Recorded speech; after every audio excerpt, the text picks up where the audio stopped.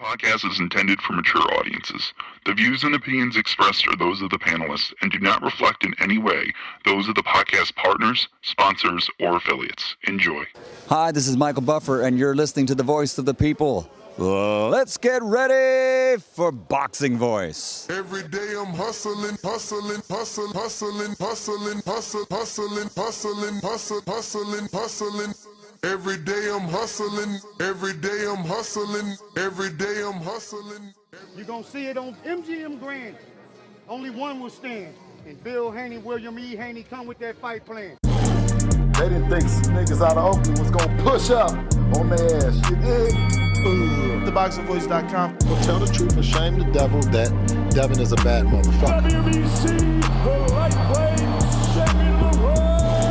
Come get the real belts, not this ain't franchise shit. That boy is good. Bill Haney, say his name 3 times, pop up like candy, man. When you talk about that, you talk about one of the best fighters in boxing. SDS Promotions. But you thought tonight's crowd was pretty crazy, 80,000 in Australia.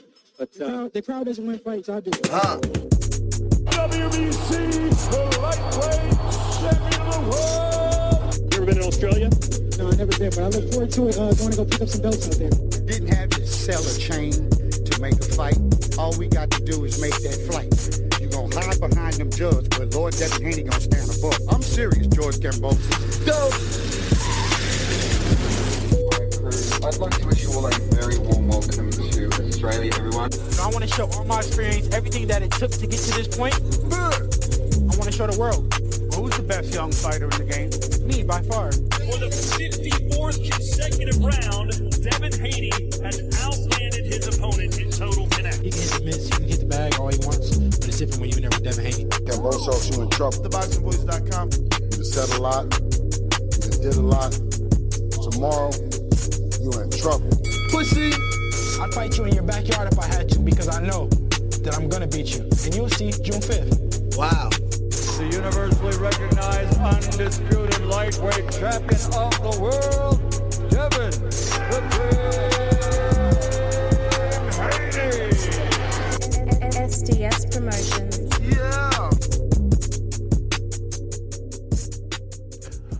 What up, what up, what up? Welcome back, ladies and gentlemen. Welcome back to another spontaneous edition of The Boxing Voice. I am your host, Nesta Gibbs. Find me on YouTube at youtube.com/Nesta Gibbs with my Out of Niche project. Also can find me at Nesta Gibbs on TikTok, talking a little bit of boxing and obviously out of boxing. But catch me at Nest GTO or today in studio with the undisputed champion of the world, Devin the Dream Haney. Or, as I like to call him, Money. How'd you say it the first time? Devin Money Haney, baby. Devin Money. Now, I don't even think you said it was Haney. New money. Nah. Devin Money, It man. was Devin Money. Devin Money is born, man. Yeah. He got all the belts. He got all the attention. He got the moolah, man. Now he brings the biggest payday to any fighter.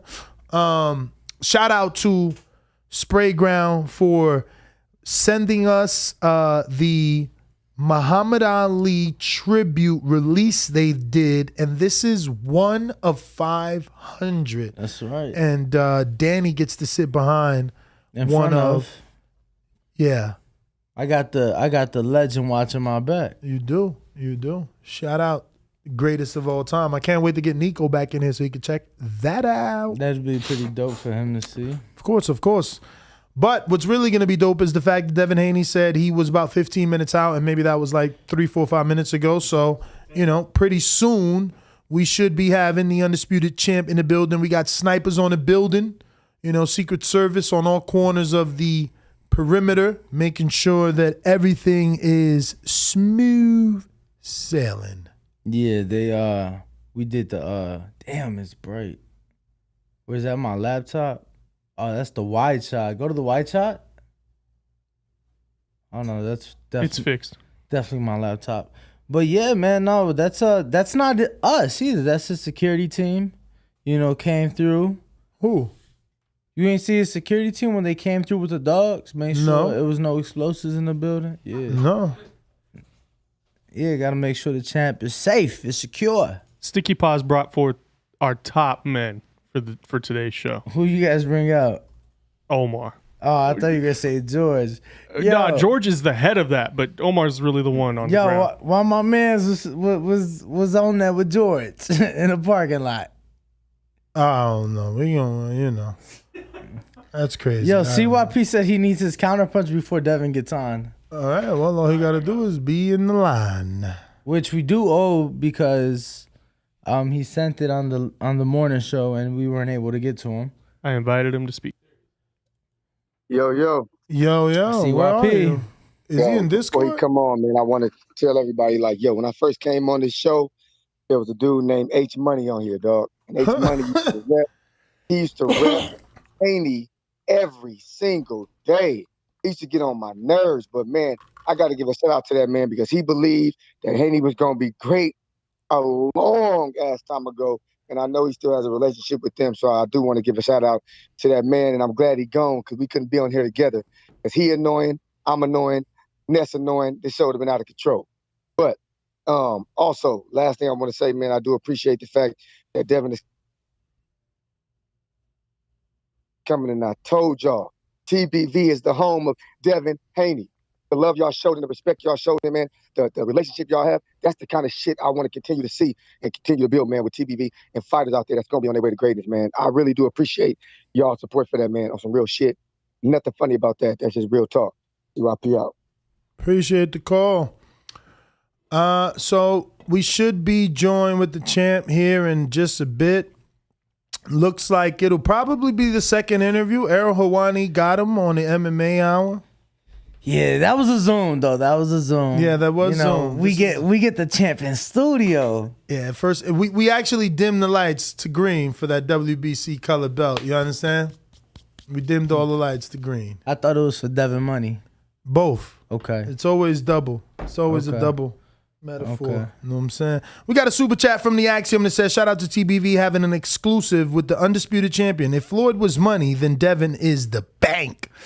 Devin the Bank Haney? Oh, I like that. I do like that. I like that. But you like that because, let's be real, he already made it clear, like, money is too much of a play on Floyd. So, I get most people want him to be original. And even Devin would probably want to be not known as money because, everybody's like, yeah, I want to be greater than Floyd. Or I think it kind of flows, though, like Devin the Bank Haney, I don't know. Shout out to everybody that's already hit the thumbs up button while we're waiting. I wish we had Bo in studio today so he could keep us posted because now we're like, ugh, is he here? Is he not there? We got like two men outside, one in the back because sometimes the GPS sends you to the back. One in the front. One in the front in case he pulls up in the front. I want somebody on the roof. I want that beautiful, phantom shot. What is it? Is it a Phantom? Nah, he got, well, I don't know if he's made a purchase since he's been back. I know he got that Cullinan, the Rolls Royce Cullinan. Okay. The Maybach. So wait, but isn't a Rolls Royce a Phantom? Nah, I mean, a Phantom is a Rolls Royce, but, like. Yeah, so isn't the one wild to have a Phantom truck? Nah. Their SUV is a Cullinan. Okay. Yeah. Okay. The Cullinan. I guess I just automatically just named it that. I always thought it was a Phantom truck. It looks like the Phantom, right? It's just an SUV. Yeah. No, it's called the Cullinan. Do it got the umbrella in the door? I think all of them do. Come on, man. It's a Phantom truck. I want then. David's BMW, his matte black. Oh, that BMW, was Alpina, the Alpina one. The Alpina's nice. Yeah. We're not sure if Bill's coming. We're not sure. We didn't want to bother Bill as, he's always here. And I don't know. It's funny because even Bill has said, what I want for y'all is for Devin to pull up one day. And so I don't know if he's actually going to be here to see that or he wants to just let that moment happen and have, I don't know. We'll see how Bill surprises us. Julio Lopez with a $2 super chat saying, now Devin got all the belts T.O. could never. Oof. Appreciate the love, Julio. Yes. Over 600 people watching. Come on, man. Y'all got to smash that like get them button. thumbs up so that he at least know we appreciate him when he gets in here, And man. we got to get the views up to 1,000. So make sure to like it. Make sure to share it so we can get that exposure. It's like I told you guys, man. Numbers is power. Power is respect. And these fighters, you know, they want to be on a recognized platform. So the more you share, the easier this can get for TBV for you. If you guys think about it, he could have went on Jimmy Kimmel. He could have went on Saturday Night Live. Mm-hmm. He could have went on the Steve Harvey show. And he still could. And he's still very well. But we're truly appreciative to get it before. First, yeah. Alan G with the 199 Super Chat says, y'all meet the champ at the airport, TBV. Man, we tried desperately to be, the champ's welcoming home party, but I think they were trying to do something more private. Yeah. And, you got to respect it. Champ's been gone. He's been locked in. So no issue. We're more than grateful and appreciative that he will join us in studio literally in a matter of moments. In a matter of moments, he should Let me be refresh here because I'm getting Oscar saying read my super chat as if we already missed one. So let's see. Yep, Oscar does have one with a 199 super chat. It's actually our first super chat of this episode, so thank you, Oscar. He says, undisputed, undeniable. Put some respect on his name. That's right. Shout out to you. Julio Lopez, you said that, and Alan G, we said that. All right, we're all caught up. MXAZ won with a $2 super chat. Not saying anything, just showing a some little love. Showing a little love. So let's see here. We got a couple of our Patreons that are already lined up and ready to, have their question asked directly to the champ. Jason, I don't know if you're tuned in, man. You should definitely say where you're from. So I would prefer to be able to tell the champ. Jason from Milwaukee. From Melbourne. Yeah, I'm going to have to call you from Melbourne now if I remember. Since you didn't put a name, a place, I got to do it myself. So we got Rue, obviously dropping his question. Shout out to Rue and his support as a Patreon. Looks like New York Bullet's going to be sending Devin a personalized question, as well as Chick Chickarelli. Salute. Brandon in Houston, salute. Tony Salgado with a $5 super chat saying, what's good, TBV? Let's get it. Let's get it. Shout out to Devin Haney and the young generation accomplishing things our favorite fighters never did. Appreciate the support. 8 Crown 79 with a $5 super chat saying, what's good, TBV? What's good? What up, 8 Crown? What up? Yeah. All right, so we got another one from God's Plan 613 199. He says, keep saying Bill name, man. He gonna pop up like Candyman. Bill Haney, Bill Haney, Bill Haney. Yeah, man. So, the champ was running. Can you pull that up and give them a screen share? The champ was already running, man. The belts are motivation. Audio, but I don't think you don't need audio. You don't need audio to show the champ running. Which you could also show Mustafa reposted it, which is a great trainer out of Atlanta. And he's already got over like 7,000 views on it. Because it's motivation to all you young fighters out there. This man is only 23 years old, already undisputed, and already back in the gym. Oh, look who's that on his story. Look, this guy. Let's see what that says. But that's not what we were going to look at. We were going to look at this right here. The champ this morning, 7 hours ago, never content. Preparing for what's next already, as a true champion should. It's a nice view as he's running. And, you got the golf cart following, speed limit, 20 miles an hour. Gated community. Yeah, So we got E-Black TV that says, I know he's been in Vegas for a while, but Oakland is definitely claiming this champ. We good, Austin. Work. Easy work, they said. Easy work. And then, did you read Go Bucks? No, you did that's not. brand new. Go Bucks with a $5 super chat saying, please ask Devin about being in the new boxing game, ESBC. He ain't in it. I mean, I'm pretty sure they're gonna be calling a new champ to set something up now. Yeah. As being the youngest undisputed to have actually all the belts, you know. In the 4-belt era, that is. In the 4-belt era. If you haven't already done so, go ahead and hit that thumbs up button so when the champ walk up in here, man, you know, he can feel the love, you know, and he knows that he did not make any mistake stopping that. TBV, the voice of the people. There is no equal. Jose Velasquez showing love with a $5 super chat. Appreciate you, champ. Well, we gonna show some love right back. You know what I'm saying? Let me get a little horn for him. Shout out to everybody rocking out as we're waiting. Ness, really quick, I do want to answer. I feel like I wish I had a rearview mirror right there so I could see the door. Right. I do want to respond to Go Bugs because you gotta be a Patreon to get that question, to get your question, right? Cut to Danny. Look at Danny, nervous now. You gotta hold it down, Danny. Yeah, no, you all good, champ. I just asked you a simple question and you left me hanging. But the thing is, I'm a true professional. We keep rocking, we keep rolling. You know, Ness stepping out to get his second Red Bull. You get what I'm saying? But make sure to smash the like button. Over 900 people watching, 913. Make sure to get those likes up. Champ pulling up any second.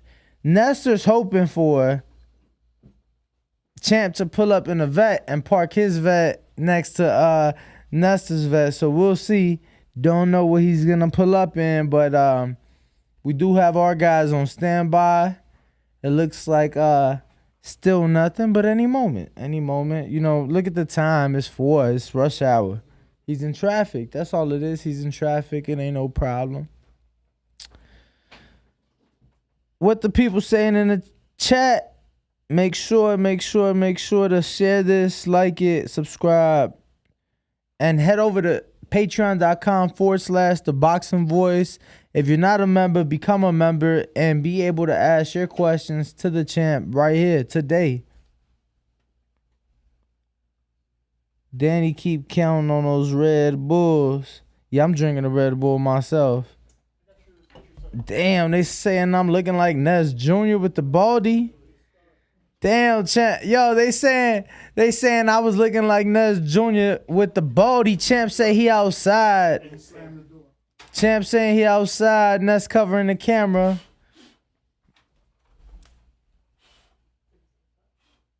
Can somebody head out? So it looks like the moment. All right, we'll just hop on. I'll take over. You know?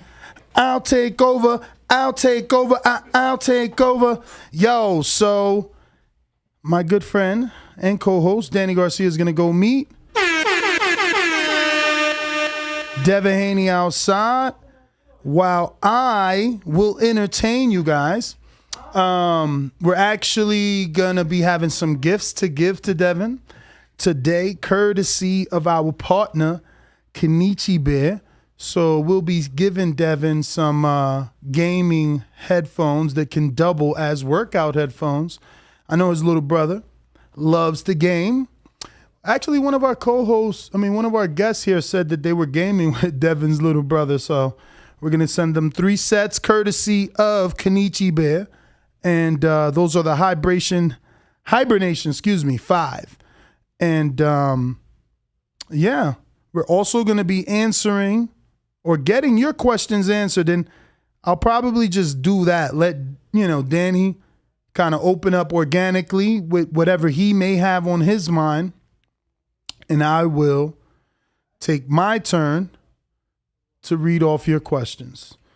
And hopefully we get through all of those before the champ gets busy. We do have quite a few. It is on a first come, first serve basis. So the link is in the chat and you can click it and drop a question. Cannot promise that we'll get to you if you're all the way at the bottom. But again, I'm going to sacrifice asking anything to make sure that we get off as many as possible. So we do have an order first come, first serve, and it looks like Jason is at the top of the list. Who hasn't refreshed it? You know,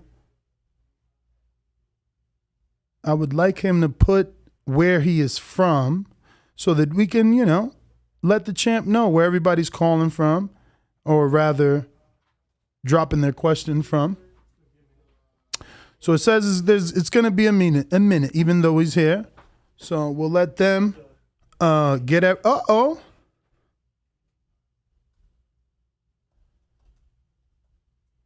We'll let them get settled. Okay, so the champ is eating. Well, he did go on a run, so, you know, once again, if you want to ask him a question, you can head on over to our Patreon. The link is also right here in the live description. Let me go back to the Super Chats. We last stopped off at A Crown, and it looks like after A Crown, we have a few we need to get to. All right, it was actually Flock in Connecticut says, shout out to you guys for getting Devin the STU. What the hell could STU stand for? We'll double back to that. Shout out to Kenichi Bear with the $5 super chat. Our good friends. It's with the panda emoji, and he says, respect the hard work of TBV, giving us the fresh off the runway live interview with the youngest 4 belt holder. Flexing emoji. Hard work, champ. Thank you, TBV. Thank you, Kenichi Bear, for the super chat and definitely the love, man. We appreciate it. It's not even hard work when you love what you do. Like, I mean, you know, we all know everybody watching would love to be in the same position to interview Devin, so how could this be work, right? We got Marlon Cunningham with the $1.99 super chat that says, what weight you think Devin finishes his career at? Maybe 47, possibly 54. Remember, he gained an inch right before the Linares fight, you know, so we don't know, does he get another growth spurt or grow a little more? But I think welterweight would probably be where he'd pan out, if not 54, you know, maybe a one-off at the 54, kind of like Bud is only willing to go for Jamel for that big old undisputed fight. But looks like we're getting everything situated. Oh, okay. Studio is STU, I guess. Stew. Yeah, pull up to the stew. That's like the new slang. I'm getting old, fellas. I didn't know that was slang. I thought he just typo or something. What you thought it was? Oh, I mean, someone else texted me and said studio, so I figured. But it looks like, shout out to Serafina who's tuned in. She's watching, so we got the world watching right now, man. And if you haven't smashed the thumbs up button, you're doing us a disservice. Let's make sure that the entire boxing community knows that Devin is about to give the first in-studio exclusive since coming back from Australia and dethroning the emperor, self-proclaimed emperor. What's that smile on your face, Danny? What's going on? Yeah, no, I mean, I was gonna say the former emperor. But it looks like we're ready. So I was telling the audience, I'm gonna go ahead and let you lead, and you ask whatever's on your mind, whatever you think is good, and I'll stick to the Patreon questions. This way we can try and get off as many of the peoples as possible. So you'll be straight I'll be straight people. Champ, thank you so much. Congratulations, man, first and foremost. And just, oh my God, we appreciate this moment right here. This is going to make boxing history for TBV and for the boxing community. So we truly appreciate you taking out the time. And being a man of his word, like he said, I didn't expect it was going to be this soon after the fight. I'm going to go on vacation, so I wanted to knock y'all out before For sure. Can we know where you're going? Where's the champ going for relaxation? Well, next weekend I gotta go to Italy because I'm walking the runway for Fashion Week. Oh wow! for Dolce & Gabbana. So wow. In Milan? Yeah, Milan. Yeah. Okay. So, Damn, so you gonna be getting some of them pajamas like Canelo for the weigh-in next? Nah, I could have did that for this fight, but I didn't. I wasn't interested in the pajamas. But they gonna be making my next ship. Nice. Well, Danny, again, I told Danny I'll let him lead, and I'll just stick to the people's questions and read those off to try and get as many of those off before you have to go. Nah, champ. Well, I mean, first and foremost, once again, congratulations. Achieving the youngest undisputed champion in the four-belt era, despite what ESPN said on Saturday. What did they say? They said you the second youngest. But they're still giving because Tio credit. They're counting Tio, but we're not. But I'm younger than Tio. But I'm saying but they're making you the second. When he won it at his age, he was younger than what you are now. Oh, I see. But in reality, you are the youngest. Yeah. But congratulations, champ. What we've been seeing, what I've been seeing for years. But I want to start going out there. Let's start with the contract, actually. Wherever Let's you start want, with the brother. contract. I mean, obviously, Eddie, DAZN, they made an offer that was greater than, and that didn't work out. But you said no problem. You crossed the street, and they tried to call your bluff, but you signed that dotted line. I mean, yeah, that's pretty much. I mean, what it is. I chose legacy over money, and that's pretty much what happened. I didn't want to, miss the opportunity, and some people before the fight might have said I was crazy, just to be signing up for everything that I signed up for, but I trusted in my skills, I trusted in my talent, and I put it all on the line, and it was great reward that came with it. In the end, we cleaned up. You know what I'm saying? I pushed all the chips on the table and bet on myself, and then when I won, I cleaned up, and that's pretty much how it happened. You get the deal from, Lou and Top Rank and ESPN. What's going through your mind? It's a 3. Well, we heard originally it was a 3-fight deal. Now they're saying, and I heard you. So it indeed is only 3 fights. You have 3 fights. The first one and then 2 more. Yeah, I would say. Yeah, it's 3 fights. 2 fights, but with options on the 3 fights. So I would just say 3 fights.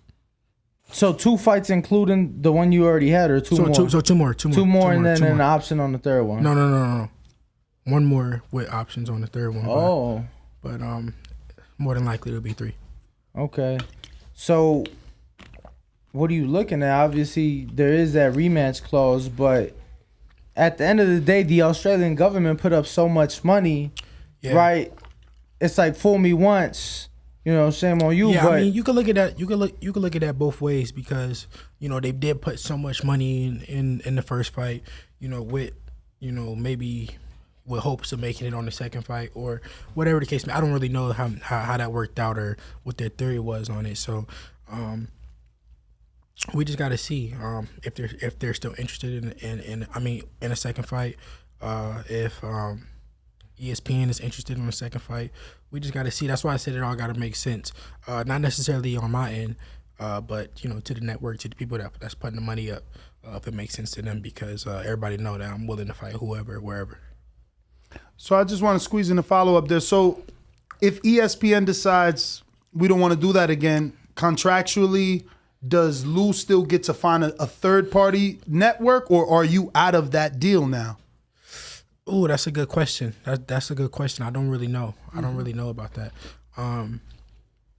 But we all know that I'm with ESPN, Top Rank, so I doubt that would happen or anything like that. So I think it would pretty much have to be on ESPN. But if it's, I don't see myself really. If George Kambosos won it, because we still got to look at him to see if he actually wants the second fight. But if I don't fight him, I don't think I would be fighting at 135 any longer, probably. Because we just got to see, because if he wants to fight, then I would probably have to vacate, because it is a rematch clause, so you can't go fight another fight at 135 if he wants to fight. So we just got to see. All right. I got Jason, doesn't say where he's from. He says, congrats on your successful road to Undisputed. Now that you've conquered the Emperor, laugh out loud, if you can pick your next 3 opponents in order, who will they be? Yeah, I can't really say 3 opponents. I could say, 2 that I'll be interested in is Loma. I'm still interested in fighting with Loma and Tank. Them fights are the ones that interest me the most. But I'll fight anybody. I'm a true fighter. And I got to sit down with the team and see what's next. Those fights interest me the most, but we can't always make those happen. It's still a business, and I understand that. So we just got to see what my team can come up with, what's realistic, and probably next week we'll sit down and go over everything. And so since you spoke about the weight, those 3 fights, if it's not those, you're moving up. Like if it's not George rematch, Loma or Tank. No, not necessarily. Okay. Like I said, because I know that it gotta make sense for them too, and just the fights that I may want can't happen due to them being over there, me being over here, and just the politics and shit that happens in boxing. So I wouldn't say that if those fights don't happen. I just said that at 135, it would be hard for me not to fight George Kambosos and stay at 135 with the belts because he has a rematch clause, and we gotta. So what is it? A 30-day window for him to exercise? Yeah, I think something like that. Okay. But what I'm hearing is that he will try to exercise it. But I don't know. We don't know. You think you get lucky and ESPN lets you have that fight here rather than go back over there? I don't know. Because like I said, I don't know what the Victorian government, how much money they put up, if they're, I don't know. That's definitely a big player because, like I said, it would have been different had it been, I don't know, maybe more competitive, but I just don't see them putting up all that money. Like, they went all out, from what we were able to see. Yeah. Why not Oakland? A homecoming? Yeah, I mean, I would love for that to happen. Honestly, if I had any place for it to be, it would probably be in Oakland. But I mean, I don't know. Like I said, we just got to sit down and see. But if I would love for that fight to be in Oakland, even Vegas, but Oakland. When's the last time you fought at home? Bro, like probably years, huh? I mean, amateur days, but wow. Like I think I only fought in Oakland one time. So I fought in San Francisco actually one time in amateurs. Would you be okay doing it? Because I know the Chase is brand new, but that's across the bridge, or would you? Yeah, of course, anywhere in the Bay for sure. I got Ruin the 504 New Orleans. How could I say I wouldn't do it across in the Chase, but I just did it in Australia, so No, I mean you maybe I'd do it in fucking Minneapolis if I fucking if they asked me. Nah, I hear that, champ. Was it as hard as we thought, or as all the programming made it seem, not having your dad there? Yeah, it was hard, I must admit.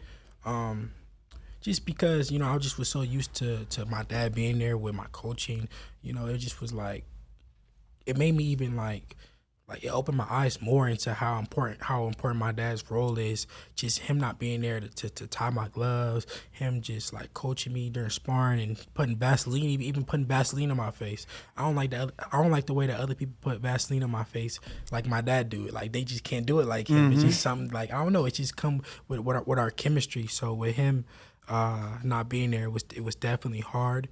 But I mean, I had to grow to accept it, and my team, they everybody stepped up, and it made our chemistry better. It brought our team together, and everybody did a great job of stepping up. And more importantly, my brother Little, he stepped up more than anybody, and he played a huge role. That's great. People always say, "Oh, don't let him eat nothing. Make sure y'all buy his water." Yeah. Did you have that mentality? I know you brought your own chef out there. Yeah, that was a thing. That was definitely a thing of watching what I ate, what I drank. Of course, my chef was preparing all my meals, but you know, I wasn't just taking waters from like the gym or nothing like that, or you know, at a restaurant. I wasn't like doing none of that. We would watch everything, like literally everything. Like somebody like gave me a piece of gum. Like no, they took the gum. they took the gum when somebody gave me the gum. Like it wasn't like we wasn't playing at all. That's crazy because it's funny you say that.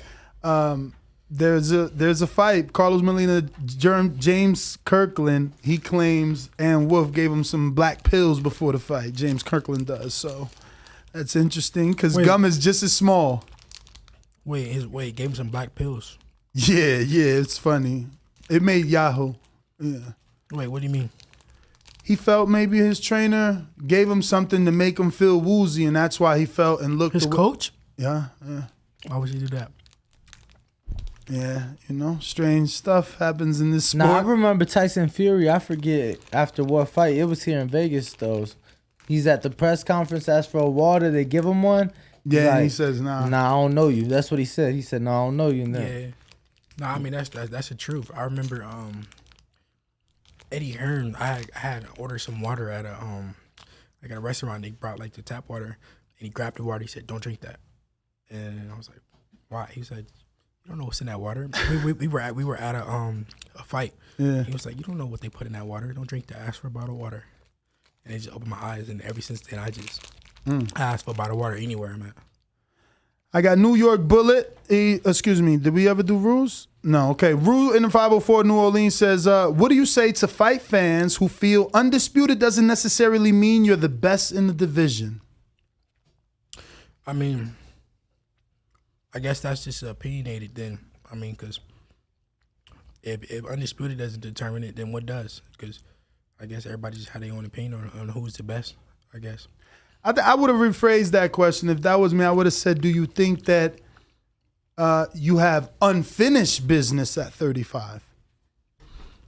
I mean, it's always gonna be somebody to fight. They always gonna they make somebody every day, so they gonna keep making opponents. That's just how the game go. It is what it is, So I'm always gonna have unfinished business. I just feel you and Tank fight. I've been to a few of your fights and seen your crowd, and been to Tank fights and seen that crowd. I would love to see those mix. If you know, just think about it like this. So say I beat Tank, boom. Then they gonna say, okay, well, Ryan Garcia. I beat Ryan Garcia. Then they gonna say Loma. I beat Loma. Then they gonna say, somebody else. It's gonna be another guy. Then another guy. Another guy. That's how boxing go. It is. Sure is. Yeah, so, especially if you move up. They definitely got somebody else lined up for you. Clean up you look at Canelo. You clean up the division, then they tell you, okay, go up and fight this person, and then that person, and go back down and wait, and then go to. That's how the game goes. So do you think it would be easier to go up or stay down and defend? That's a good question. Let's see. I mean, we all know that the lightweight division is the most exciting division in boxing. I don't know because, it's not the easiest for me to make the weight at 135. So, I may be hurting myself more staying longer than I need to at 135. But you did say it got easier since you hired a few different people and added James Lockwood made some additions. Yeah, he definitely helped it, but helped me stay at 135. I normally I heard Earl say something about him not using the sauna and not using the sauna suit, and I looked into that, and I was like, you know what, I'm gonna try that, because normally I'll do the sauna the whole camp. Before the Jojo Diaz fight, I sat in the sauna for 45 minutes the night before the weigh-in. I would do the sauna every day, and this fight, I didn't do the sauna. I didn't do a sauna suit. I didn't do none of that. I just worked hard, ate healthy, and the results showed. So, James Lockwood, he definitely helped me, and I couldn't thank him enough. I can't wait to bring him back next camp and every camp after that, because I just felt so strong, and you seen the size advantage that I had on him, but on George, but it just looked like a man versus a boy. What do you attribute your stamina to that fight? I felt like you didn't get tired. You just kept pumping that jab and stood what's disciplined. crazy is like I could have fought 15 rounds if I had to. Like I wasn't tired at all. I worked super hard. Like training camp was super hard. I was doing 2 to 3 days like every day, working hard. I had a physical therapist who like would work on my body. She would like make sure I was like strong. I was getting massages every day, ice baths. Like I was like really committed, like focused on this fight to go in there and look the best. And it really just paid off. Like I wasn't tired, like not one bit. Like I never got winded. I never got like. You didn't look at. Yeah, I felt great. But do you think? Did you do more running? Was it more sprints? Was it just more sparring? Nah, or is I always work super hard, but honestly, I would say it was the weight. It was the weight. I really feel like it was my weight cut. I didn't have to cut as much weight. I didn't kill myself, deplete myself with the weight. Champ, so if James Lockwood has kept Golovkin, who is, in his late 30s at 60. He's actually 40 now. He's Golovkin? He's 40. He at 40? Damn. Yeah. So that being said, we all age, Danny. You don't think that he could keep you at 35, maybe another year or two? Well, you got to think Golovkin. He's a grown man. I'm still growing. I'm still maturing. My body's still maturing, and I've been at 135 since the amateurs. So, I've been here for a while. Which, obviously, everything. If it all makes sense, then you gotta do what you gotta do. You gotta make the sacrifices. But, I don't want to hurt myself at the same time. So, we'll see. Did you ever think? And you gotta think. I just accomplished the biggest thing you could possibly accomplish at 135. So if I did decide to move up, you can't fault me for that because, not at all. Yeah, undisputed. I got everything. Absolutely. I got everything. So, if I move up to try to do the same thing again, then you gotta respect it. For sure. Did you ever think you would do it this fast though? At 23? Yeah, nah, I didn't. I'm gonna tell you the truth. I knew that I would be that guy. I knew I would be number one and I would come out on top, but never thought it would happen this fast. So I thank God for it, But honestly, I said this earlier too, that I'm not really like today I worked out because I'm not really like it's like regular to me because I knew that I would be here. I knew that this would happen. Like I was more excited when the fight got made than when I won because like I knew that when the fight got made, you get to show everybody. I knew that it was like I knew that it was gonna happen. I knew that I was gonna be undisputed. I knew that all this was gonna happen. So I was more excited that finally like I get my shot. But when I won, it was like, okay, yeah, all right. But what's next? That's really the big question. I mean, we did an entire show and we're like looking at the rankings and we're like, well, Ryan got a fight, so he caught up.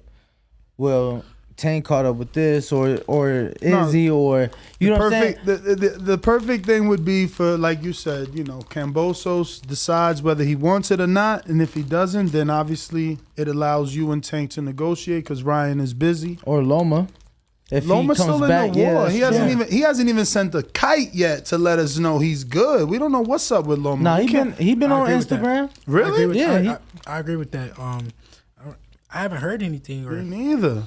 We with the same people, so I would hear something, but I haven't heard anything. So, and it's interesting too because there was at least one Ukrainian boxer who has been killed in the war. Yeah. So really. Mm-hmm. What's his name? We had reported it. We had the name. No way we gonna remember now, but it happened at least 2 weeks ago already. But I'm sure he could Google and find it. In the meantime, I got New York Bullet in New York who says, "What's good, champ? Congrats on being the real undisputed champ at 135. I believe you will be a future Hall of Famer for sure. With that being said, can you test your skills again? If you can test your skills against any legendary fighter or Hall of Fame fighter, who would it be? Blessings, champ." Told myself was good. Any legend. That's hard. Sweet Pea? I would say Roberto Duran because I think Duran is like the best 135 pounder ever. So I would say Duran. Wow. Running to the power. That's interesting. What was it about Duran that you liked the most? I feel like he could do everything, to be honest. I feel like he could box, he could bang. Was that he let his hands go. He was smart. Was Duran someone you saw in camp? Because I saw you were watching Mayweather Gotti in the locker room before the fight. No? That was wrong fight I'm thinking of. But did you watch any Duran during camp this fight? No. I didn't watch too many boxers. Excuse me, let me just finish this real fast. I'm gonna tell you. You good? I know it must be good. You don't gotta eat the diet food. Right now we're on a diet. I'm like, I saw the cookies in the kitchen. I'm like, damn. Yeah, we got a meal prep company who's been feeding Shout us. out to Foodie Fit. Shout out to Foodie Fit. Right here in Las Vegas. I heard it before. Yeah, Andres Cortez from Top Rank used them. Yeah, he told me about that. Man, they're good. This guy's lost over 21 pounds, and he just started working out. He's got maybe 3 legit consecutive workouts in, so it's been all dieting. Yeah, it's it's really literally good. been the diet. And that's where it's definitely- at. It's a diet. Yeah. It's not even about like doing all the working out. But The good thing is that the food is good. You guys asked me a good question. You asked me the fight. This fight. So like normally before my fights, I watch a lot of boxing, like like legends and new fighters.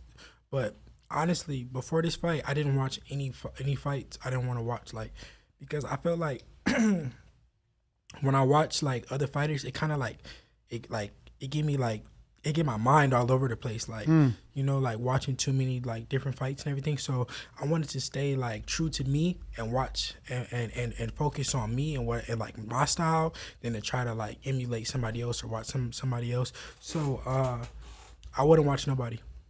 Like if I seen some boxing on the TV, I would turn it off. But you watched him, right? You watched tape of him? Yeah, I watched him. How much tape? Because I feel like you would jab anticipating the counter, so you always would dip to the right. And he didn't pick up on that shit till like the 6th round. He finally hit you with I think it was a hook, right? Yeah. Finally, it took him 6 rounds though. But I noticed that you would, as soon as you would jab, you would always move, if not duck down to your right. So I'm like, you respected his speed. Or did you think he was faster than what he was? No, I didn't. It wasn't I respected his speed, but I knew that. Like when I watched him, I knew that what hand to fight. I knew what I could be hit with when I was fighting a certain way. So I kind of heard you say that in the post fight. You said you took away. Yeah, I took away his hook and I took away his right hand. When I wanted him to throw it, I would be in position for him to throw it, knowing that he would throw it. So it's kind of like it's hard to explain. It's not. Let me tell you, we were blessed to have your father in here, and he told us, he's like, Ness, it's all in the armpit. It's the armpit. Then we see you in the fight, ducking under the armpit, grabbing him by the waist, spinning around, and it's crazy because your dad showed us that outside, and I'm like, man, I wish the cameraman seen that. He just kept going under the armpit, but touching me in my stomach. So he's like, look, Dev could go here and then slide over there. I'm like. Now I'm watching in the fight and see you doing it. If you watch the fight, you can play it back. If you watch like us in the dressing room, like we were working on it. They showed on ESPN of us working on that, and that's all I seen from the fight. I haven't watched the fight or nothing like that. But yeah. So I knew what he would. Like, it might sound crazy, like, oh yeah, you didn't fucking know, but I knew what he would do when he would do it, just because. I would set him up to throw it. I would fight it so that he could throw it. And but it wasn't about speed, because before the fight they were saying that I was slow, and when I was fighting him, I heard his dad saying he's slow. But it's not about speed. That's what a lot of people don't think. I don't throw for speed. I don't think, oh, I'm about to be fast, I'm about to throw speed. I punch to hit the target. I don't. So some people say I'm fast, some people say I'm not fast. I don't feel like I'm the fastest, but I hit the target. I punch to hit the target. I don't punch for speed. I don't think speed when I go in there. I don't go. No, I want to hit the target. So it's about timing more than anything. So what was it about the right hand? Because obviously that's the knock, that you didn't let enough right hands go. What did you see? Because you had all of us believing. I thought 10th round.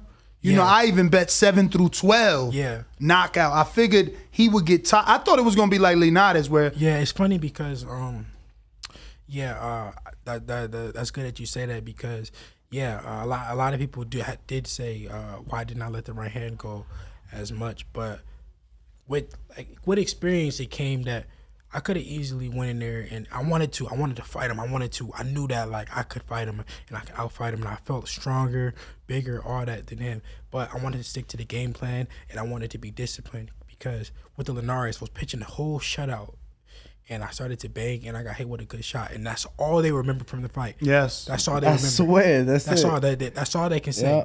So I just said, you know what? Let me stick to the game plan. I'm all the way in Australia. I'm winning. I'm pitching the shutout. Why not? It's working. Why not stick to what's working and pitch a shutout? And what can he say? I don't remember. Y'all, you can't say a clean shot that he hit me with. Why? Because I stuck to the game plan. I stuck to what was working. If I would have went in there and tried to hit him with the right hand, hit him with the right hand, and get clipped, and they would say, "Man, why didn't he just stick to yeah." So it is what it is. I went in there. I pitched a shutout all the way in Australia. I would say I gave him 2 rounds, being generous. Which rounds? Some charity rounds. I can't tell you the exact rounds because I haven't watched the fight yet. But those are just like as being generous. Some charity rounds. I give some charity rounds, and we got the win. Big win, man. Big win. And I seen the. I'm so happy because I kept saying we were saying to anybody. I mean, we have a fucking 10-minute debate with Paulie. Like, he's gonna 10-2 George. Y'all don't see it, and I knew it would be the jab. But I didn't know it would work that much. Did you know? I heard everybody told me that Paulie was saying like crazy stuff, but I didn't see it. What did he say? Yeah, he had a debate with me and Danny, and he was swearing. We was in the back room. Yeah, we was in the back room, but we got cameramen, so they caught it, and he just was swearing that like you hadn't fought anybody because you're not ready, and if you were ready, you would have fought somebody where. We thought, people avoided you, and that's why you didn't fight nobody. And now you would see how good he is.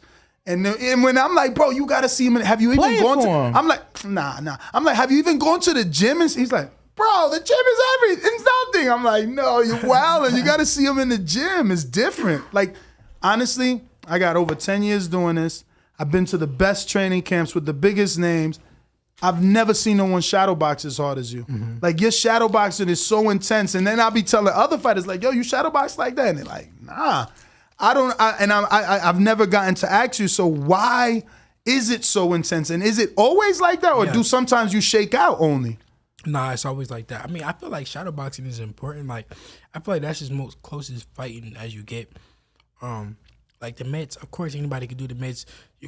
Other person hit, boom, boom, boom, boom, boom. Look at George. George crazy on the mitts. He fast as fuck, punching crazy. You feel like if the average person would think that he Superman on the mitts.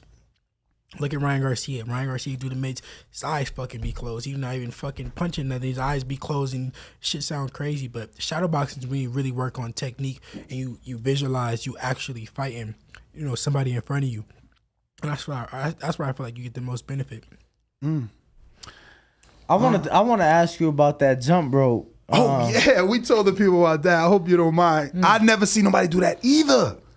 Bro, you did jump rope going back and forth. Oh my God. Is that new or that was you always do that? That was new. I did that for the first time this camp and that shit. But that's crazy. That was your first. You didn't even, I think you messed up once and that was like, how many minutes? At the very end. At the very end. That was like 30 minutes. That jump rope kills, but that shit how you see, I don't get tired. Nah, I really don't get tired. Like, that shit works, but we're not gonna get a bro that.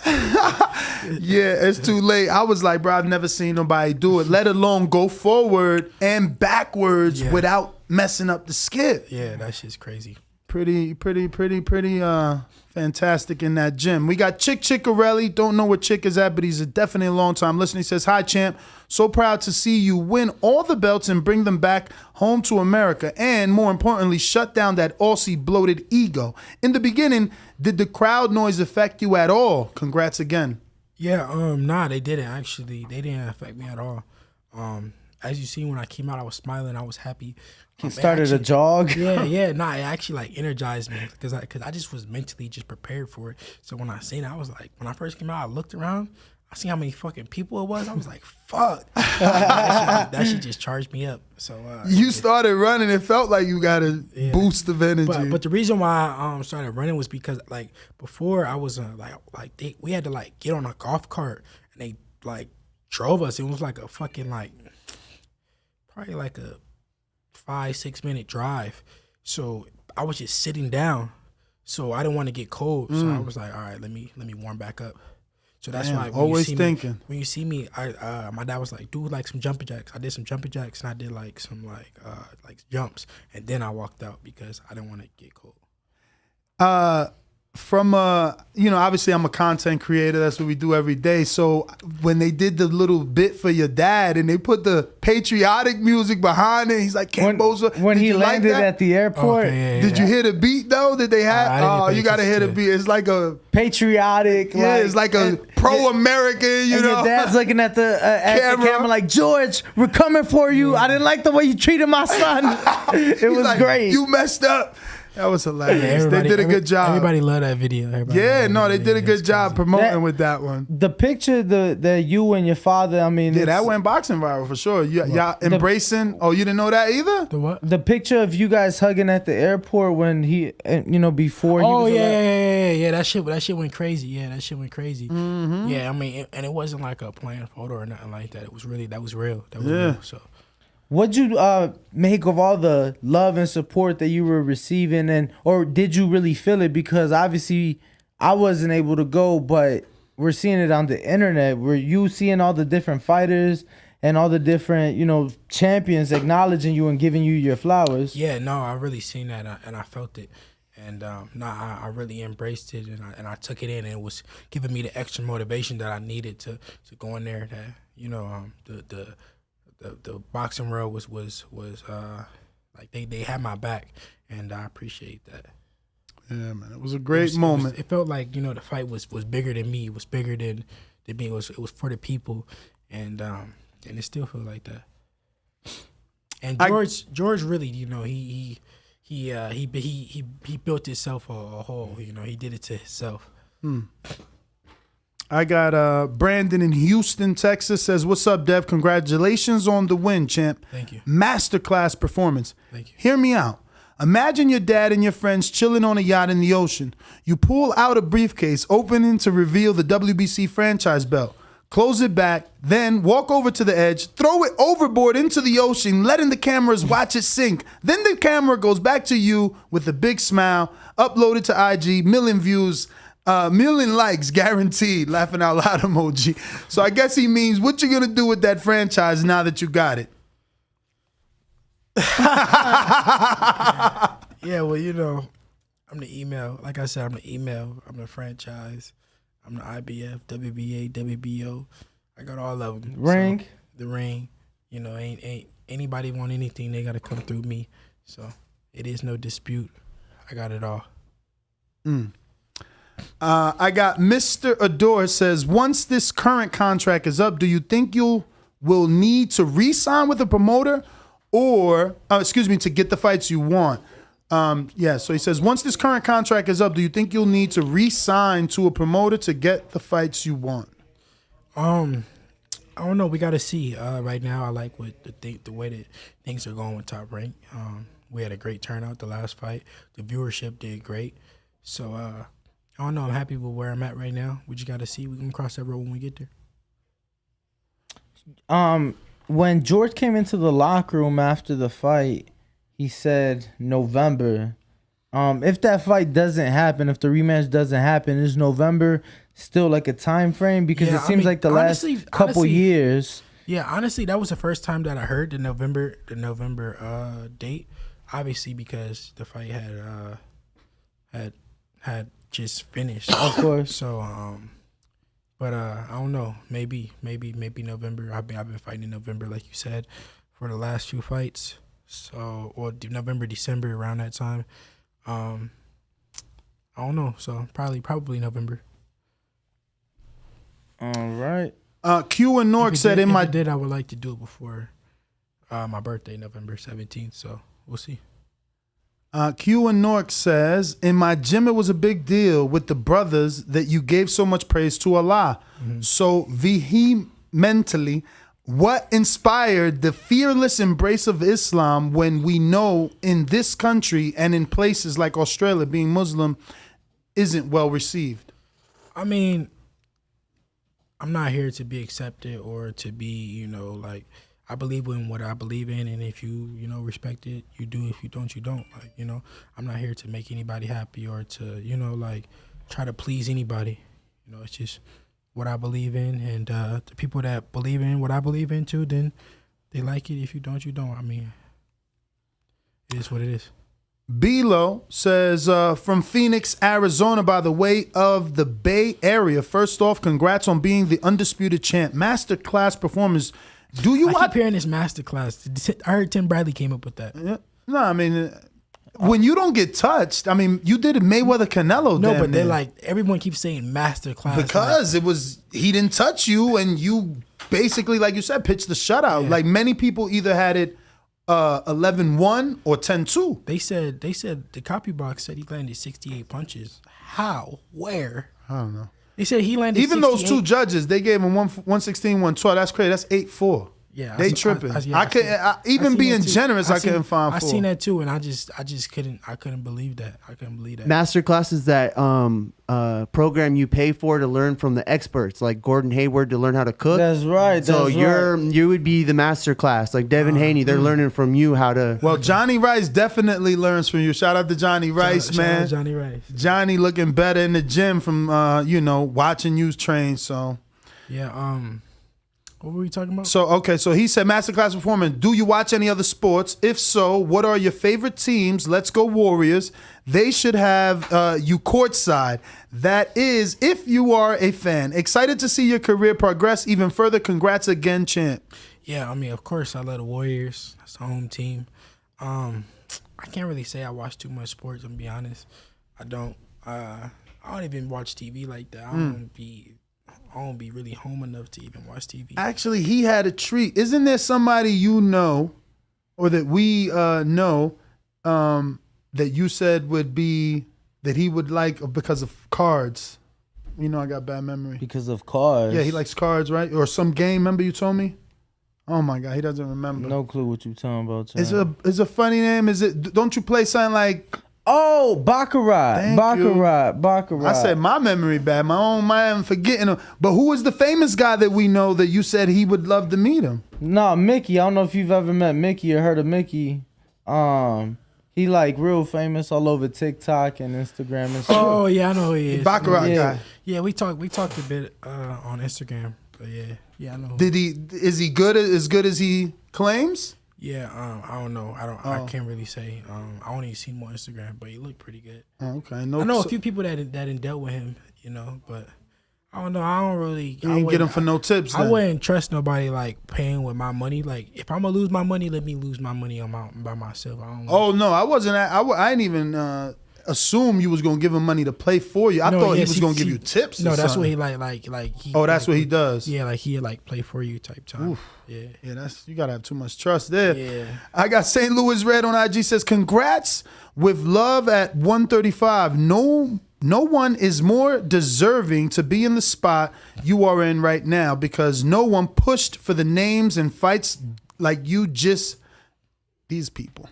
Like you did, just to be avoided. That being said, Davis, Stevenson, Garcia, Lopez, Lomachenko, how many of the 5 can you promise today you will do everything in your power to get in the ring at least once before you hang up them gloves? We need somebody committed to making all of those fights. Yeah, I mean, I'm the guy that's committed to making the biggest fights happen. I said this over and over and over and over and over again. So, we just got to see, though. I mean, obviously, it's hard to fight all 5 of them because they're gonna fight each other. Some fighters are gonna lose. Some fighters are gonna, it's no way. But at least one of them guys, I can guarantee you that I'm gonna get in the ring with. Maybe 2, maybe 3. I don't know. We just gotta see though. Do you think you get Tank Davis, or Ryan Garcia, or Stevenson first? Who would you think you get first? Because it seems like Top Rank, they've already talked about Stevenson twice since you signed, and they keep you see how many times they reposted that video of you and Shakur. Yeah. It's like the 3rd time already since y'all did it that day in the gym. So yeah, Shakur is my boy. That's like me and Shakur. We talk like every other day. So, I'm not ducking or dodging nobody, but that's not somebody I'm just in a rush to get in the ring with. Mm-hmm. Just due to our friendship, and he's somebody I've been, boys with since we was little kids. You know what I'm saying? But of course, we all know that this boxing, if it makes sense, then it makes sense. But yeah. So, what was the question? No, you answered it. Yeah. Alejandro Vega in Florida says, "Good day, my lord. Thanks for coming on. Undisputed champ. I admire the father-son relationship that you and your dad have. I could feel how proud he was by the way he was looking at you as you spoke in the ring post-fight. Could you talk about how much your father means to you, not just professionally, but personally as well?" My dad means everything to me. He my best friend. He's somebody that, who raised me, who taught me everything that I know. So, I wouldn't be here if it wasn't for my dad. And, I'm happy that we was able to accomplish that achievement together, because it's a dream of for the both of us. So, I'm blessed that he was able to make it in. And there's many more goals and shit that we gonna accomplish together. I know you gave Little a lot of credit, stepping up when you guys went out to Australia, but obviously, eventually your dad was able to join you. But what was the biggest thing you were able to take away, like just outside of boxing and life, like going through that? Obviously, I would consider that a, going through adversity, right? Yeah. So what was the biggest thing you were able to take away from that situation? Like we never really had to really like my dad was always there to help us and guide us. But when my dad was able to make it, it was like me and Little, we had to do it on our own. And him being my brother, it just brought us closer to knowing that we could keep the shit afloat, and when we could get the job done together. And it's a beautiful feeling, because we never had to do that. We never we never had to do that because my dad was there. So it's good to know that I got a brother that could step up and take control. And it must have been good to, not just for him to step up, but for him to be be a part of the moment as well. I saw him obviously come out with you holding the belt, and then your little brother obviously Sean as well, shooting hoops and whatnot. My little brother, he wasn't gonna come. He was gonna stay with my dad, but I wanted him to come because I just wanted him to get that experience. He's 12 years old, but I feel like that trip matured him, cause he used to being around my little sister and doing kid stuff. But when he was he grew up over those 2 and some change weeks,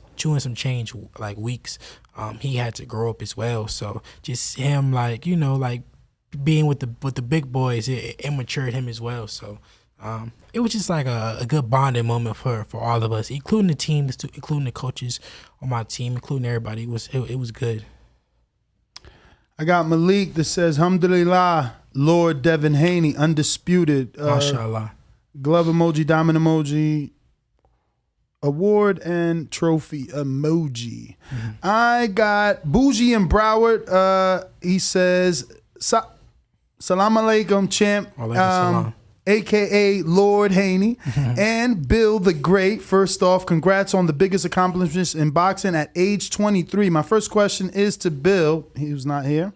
Bill the Great, when Lord Haney was competing in the amateurs, were you teaching him the pro style or the amateur style, and why? And to Lord Haney, what's the chances of George Kambosos getting a rematch after the shutout masterclass that you performed. By the way, I had it 12. Oh, Lord Haney, fire emoji. Thanks for coming on the show. Battery emoji, flexing emoji, prayer emojis. He don't like me reading emojis. Yeah. Yo, they put him in there, man. So they want the champ to know. I asked it for my dad since he's not here. But I always had like a pro style, just naturally, just being trained by pros since I was a little kid. So my dad would always try to like, convert me over to like amateur. So just so I wouldn't lose in the tournaments because I would lose because I wasn't throwing enough punches or I just wasn't like, like pleasing to the amateur style. I wouldn't put pressure. I would be boxing and they would give it to the pressure fighter or whatever the case may be. So my dad always tried to like, adjust so I could win the tournament. So I always had a pro style. And the next question was, it's likely that that George will get his shot if he wants it, if it makes sense. Like I said, gotta make sense. And I heard you earlier on Ariel Hawani on the MMA Hours saying that you would need a guarantee, for your father to be there. No, for sure. Yeah, I would need a guarantee, a for sure guarantee that my dad would make the fight. If he wasn't gonna be able to, if it was gonna be like last time, then it won't be no fight at all. How was the adjustment flying over there? I know the flight from LA is about 16, 17 hours or something. So how was it for you? Yeah, when I first got there, it wasn't bad actually. It was like when I got there. I heard you went for a run the minute you got there. Yeah, I landed at like I left at like 9 p.m. this time. So when I left, it was like nighttime. So I just slept through like the night, woke up for like an hour, and then we landed. So when I got there, I worked out like nothing. I ran and worked out, and it really didn't take no getting adjusted to. But now that I flew back, like it's like hard. Like I be like tired. I be sleeping through the day. Like it just like I'm super jet lagged. I'm super tired. But I also did just fight a 12-round fight, and I left the next day. I left at 9 a.m. So I'm still like tired, sore, and all that. Wow. And then you're obviously gonna hit the road again because you said you're gonna be gone for a couple of weeks, right? Damn. Yeah, I mean, at the end of the day, this shit don't stop. Yeah. I can't, just sit around and just, I gotta still work, and it is what it is. And enjoy life. Yeah. We got Info Joe that says, congrats, champ. Shout out to the boxing gods. You displayed the sweet science of boxing at its best. Salute. I like that your father, Bill, took you around to train under a lot of different boxing coaches to get different looks. What coach did you learn the most from? I can't really say a coach that I learned the most from, because I just learned from so much from everybody and just put a little bit here, a little bit there into the Devin Haney style. But I would say the Mayweathers in total have taught me the most with all of them. But I can't say a specific coach that taught me the most. So I would say, because if that was the case, then I would have to say my first coach who taught me how to throw a jab, taught me how to throw, which that wasn't the case. So I would say, just all of them in a whole, I learned from everybody. Killer Kells in California says, congrats, Dev. My question is for Bill, if he's in studio. What did you say to Kambosos' dad in the ring after the winner was announced? Yeah, they did show kind of like where the dads got into it, but we don't know what it was over. Did you notice? No, I mean I noticed, but I don't know what it was over. We got Jonathan who says, incredible performance. You made me a fan. We know Bob is still infatuated with Lomachenko, but do you personally think he deserves a shot to your belt since he wasn't willing to give you a shot? By the way, I think you'll be even better at 140. Yeah, I mean, if I say that, then I'll be the same. I would be the same guy that he was that didn't give me a shot, and when I wanted the shot. So, I don't know. We just got to see. Damn, killing him with kindness? Nah, I mean, it is what it is, I don't count nobody out, because I remember when I was that guy and I was on the come up and nobody would give me a shot, and I had to beg and I had to do everything. Bro, your story is crazy. You were like, how old were you when you were calling out Robert Easter? Yeah, see, I was about to say that too. I was calling out Robert Easter and I was like 18, maybe maybe younger, maybe 18, 19. And Robert Easter he was trying to like sun me, and he was sunning me, and but tables turn.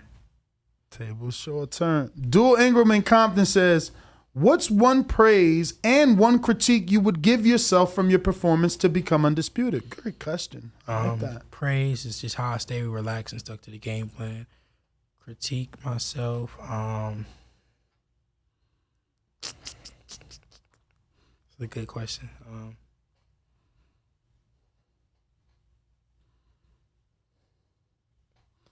When I was in there, I really wanted to hit him with the uppercut so bad. Like, I seen the uppercut was wide open the whole time, but I wanted to land it, and I wanted to land it good. So I was holding out. I was waiting to where I could get him with it good because I didn't want to warn him with it. I didn't want to like open his eyes up to it, but I just never threw it, and I wish I would have at least let it go one good time. When exactly did you think? Obviously, I don't mean the first time. I'm just saying, when was that there? Was it when? Because every now and then he would kind of go like this, and lean a little bit forward. Was it then, or are you talking when you're already on the inside? No. When he would be leaning in, I want to hit him with an uppercut so bad, Mm. and I seen it a few times, and I was like, I'm gonna come back to it, and I just never got to it. Despite all the build up and everything and whatnot, he did come into the locker room and was respectful and try to give you your credit. Did you really accept it, or did you really think it was a facade? I don't really accept it because you see what he's saying now, that he thought that he got robbed or some shit like that. Oh, I didn't see that. Yeah, saying it was a close fight. He said, to quote him exactly, he said that when he touched you, he hurt you, and when you touched him, it was. Yeah, that's his quote. So I hate that people even say that. So if that's true, why not just walk you down? Yeah, I mean, and I don't have just one punch knockout power, and I know that and I understand that. But I got enough to make you respect me, to keep you at bay. And at the end of the day, he felt enough power to where he just didn't want to just run in. And I don't care what he says, he could say what he want to say. He didn't just run in. And if that was the case, he would have ran in. I don't give a fuck what he said. He was running in. He was running in and violating Teofimo. He didn't try that one bit against me. So it was enough to make him respect me, and that's all I need. I don't need one punch knockout power, but I got enough to get you up off me. Who you got, Ness? I got David Maldonado. Congrats, champ. Thank you. I know this is a tough question because Taylor is your boy.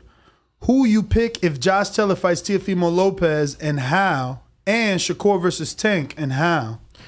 Yeah, that is a tough question. It just depends what Josh Taylor shows up. The Josh Taylor in his last fight, Teofimo could beat him, but the Taylor that fought Jose Ramirez would wash TL. So it just depends what Josh Taylor shows up. And Shakur Stevenson versus Tank, I got Shakur. I just think his IQ is too high, and obviously Tank got one punch knockout power. We all know that, but I just don't feel like he'll be able to hit Shakur with it. When speaking about Josh Taylor, do you think that he should be rightfully dropped from the rankings because of his fight with Catterall and obviously losing that WBA now? No, I don't think so, because at the end of the day, he won the fight. The fucking sanctioning bodies isn't the judge. At the end of the day, the judges are the judges. He won the fight, so you can't strip him of that because your opinion is that he lost the fight. At the end of the day, he won the fight, and he should be able to keep his belt as undisputed champion.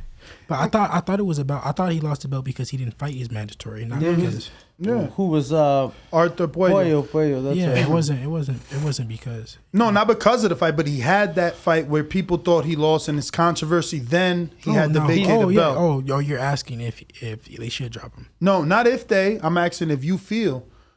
Only because, yesterday we were talking pound for pound, and I put you above him, and people are saying that. You're saying if they should drop him, like if I think that they should. No, I don't think so. Okay. Now, why you think so? I mean, if you don't have one of the belts, you're not undisputed anymore, and I just feel like your run to Undisputed was a little bit different than everyone else's. Obviously, everyone's is unique, but no one had to deal with the adversity that you had to deal with by going to a foreign country. Like Tim Bradley fought Junior Widow for 1 belt in the UK. You know, it's different. You went to Unify and Undisputed for all the belts in foreign countries. So I just think, you know, if he didn't have that belt anymore, plus had a controversial fight, you know, he said he was moving up. Now he's saying he's staying. It's like, does he remain on the pound for pound list in the same position from when he won those belts?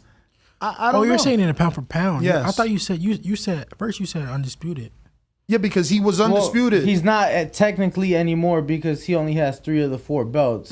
That's what I'm saying. So do you think he didn't lose though? He didn't lose though, so I can't really say you should drop him. But honestly, the pound for pound list is opinionated. So it sure is. You know, it is what it is. There's no true pound for pound list, so it's all subjective. Everybody's pound for pound list is different. So I wanted to ask you. So the Ring updated theirs today. Them leaving you out of their pound for pound list. It didn't, or did you know that they left you out of it? No, I didn't know that. Yeah, so it was updated today. Obviously. Yeah, I don't know if they just haven't gotten around to it yet, right?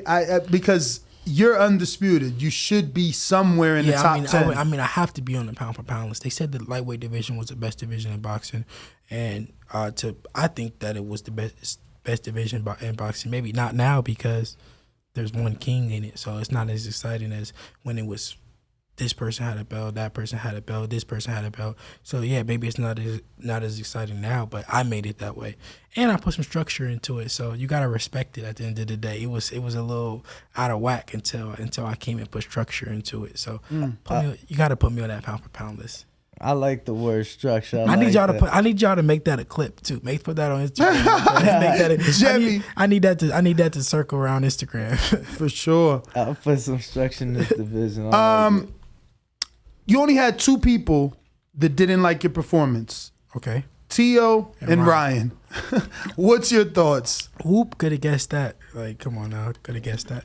Yeah. What did Tio say? I didn't even see what he said though. I would have to find it, but I know the one thing I can remember that he said is like, don't forget who started the trend. You know what I mean? And he never was Undisputed, so I don't know what he's talking about.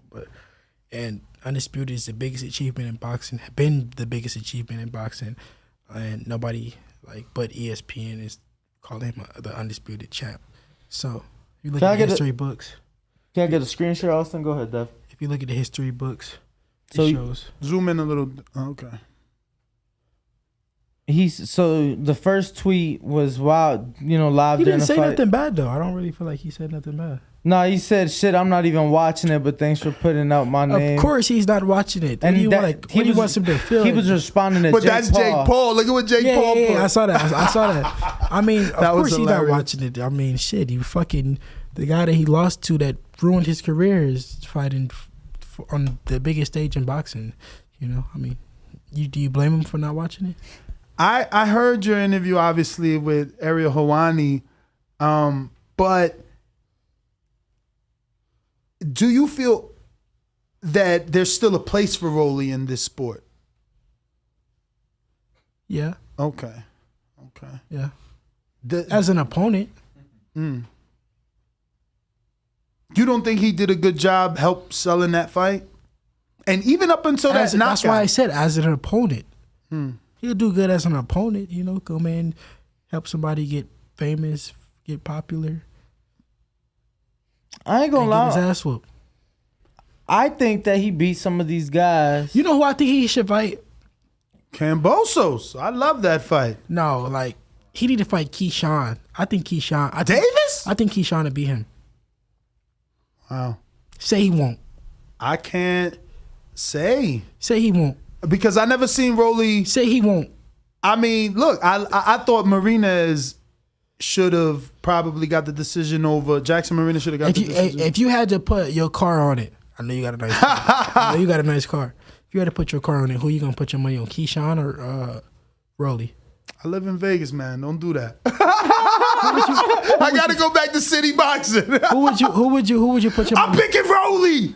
Nah, I'm fucking with you, Keyshawn. I'm fucking with you. Danny, who you gonna put your money on? I'm putting my money on Keyshawn. That ain't no. All right then. No hesitation. All right then. So in that Rolly Tank fight, was that all Tank using his boxing? Yeah.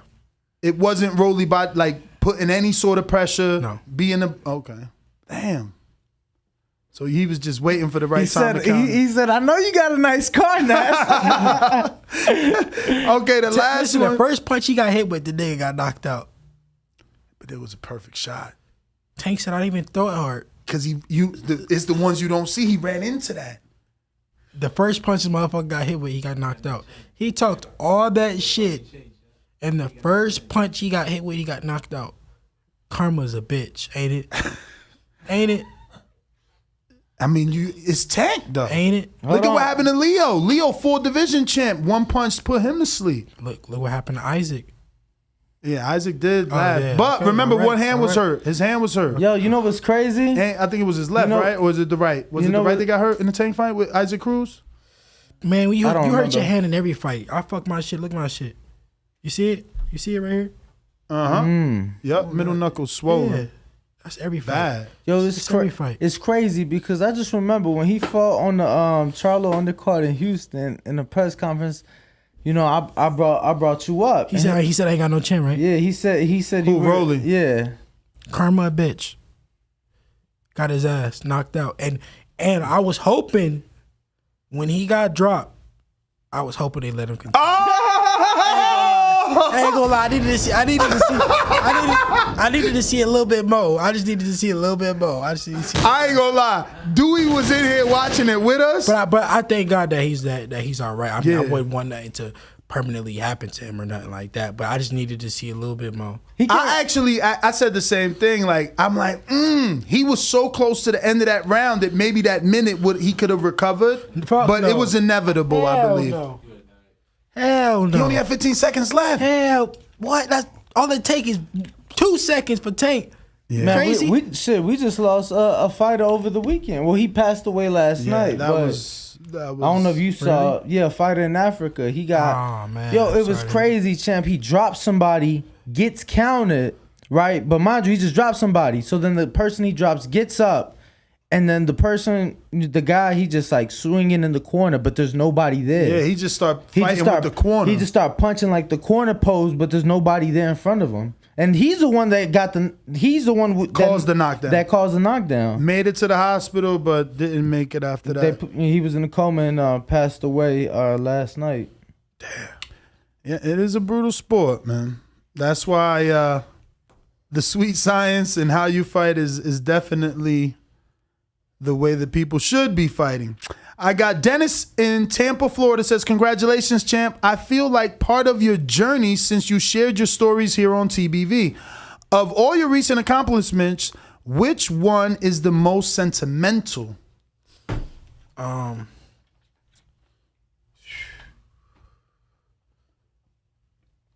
don't know. I can't really say, to be honest. I would say this one, but it just really hasn't sunk into me really yet. Like, I don't know. Just feel like just any fight for me. I don't know, really. I can't say what's the most sentimental. I don't know. Maybe I just haven't had that moment yet. I got Jordan Baker in Florida that says, I'm watching you live on the show now. You seem very humble, champ. Hopefully those titles don't get to you like T.O. and Kambosos.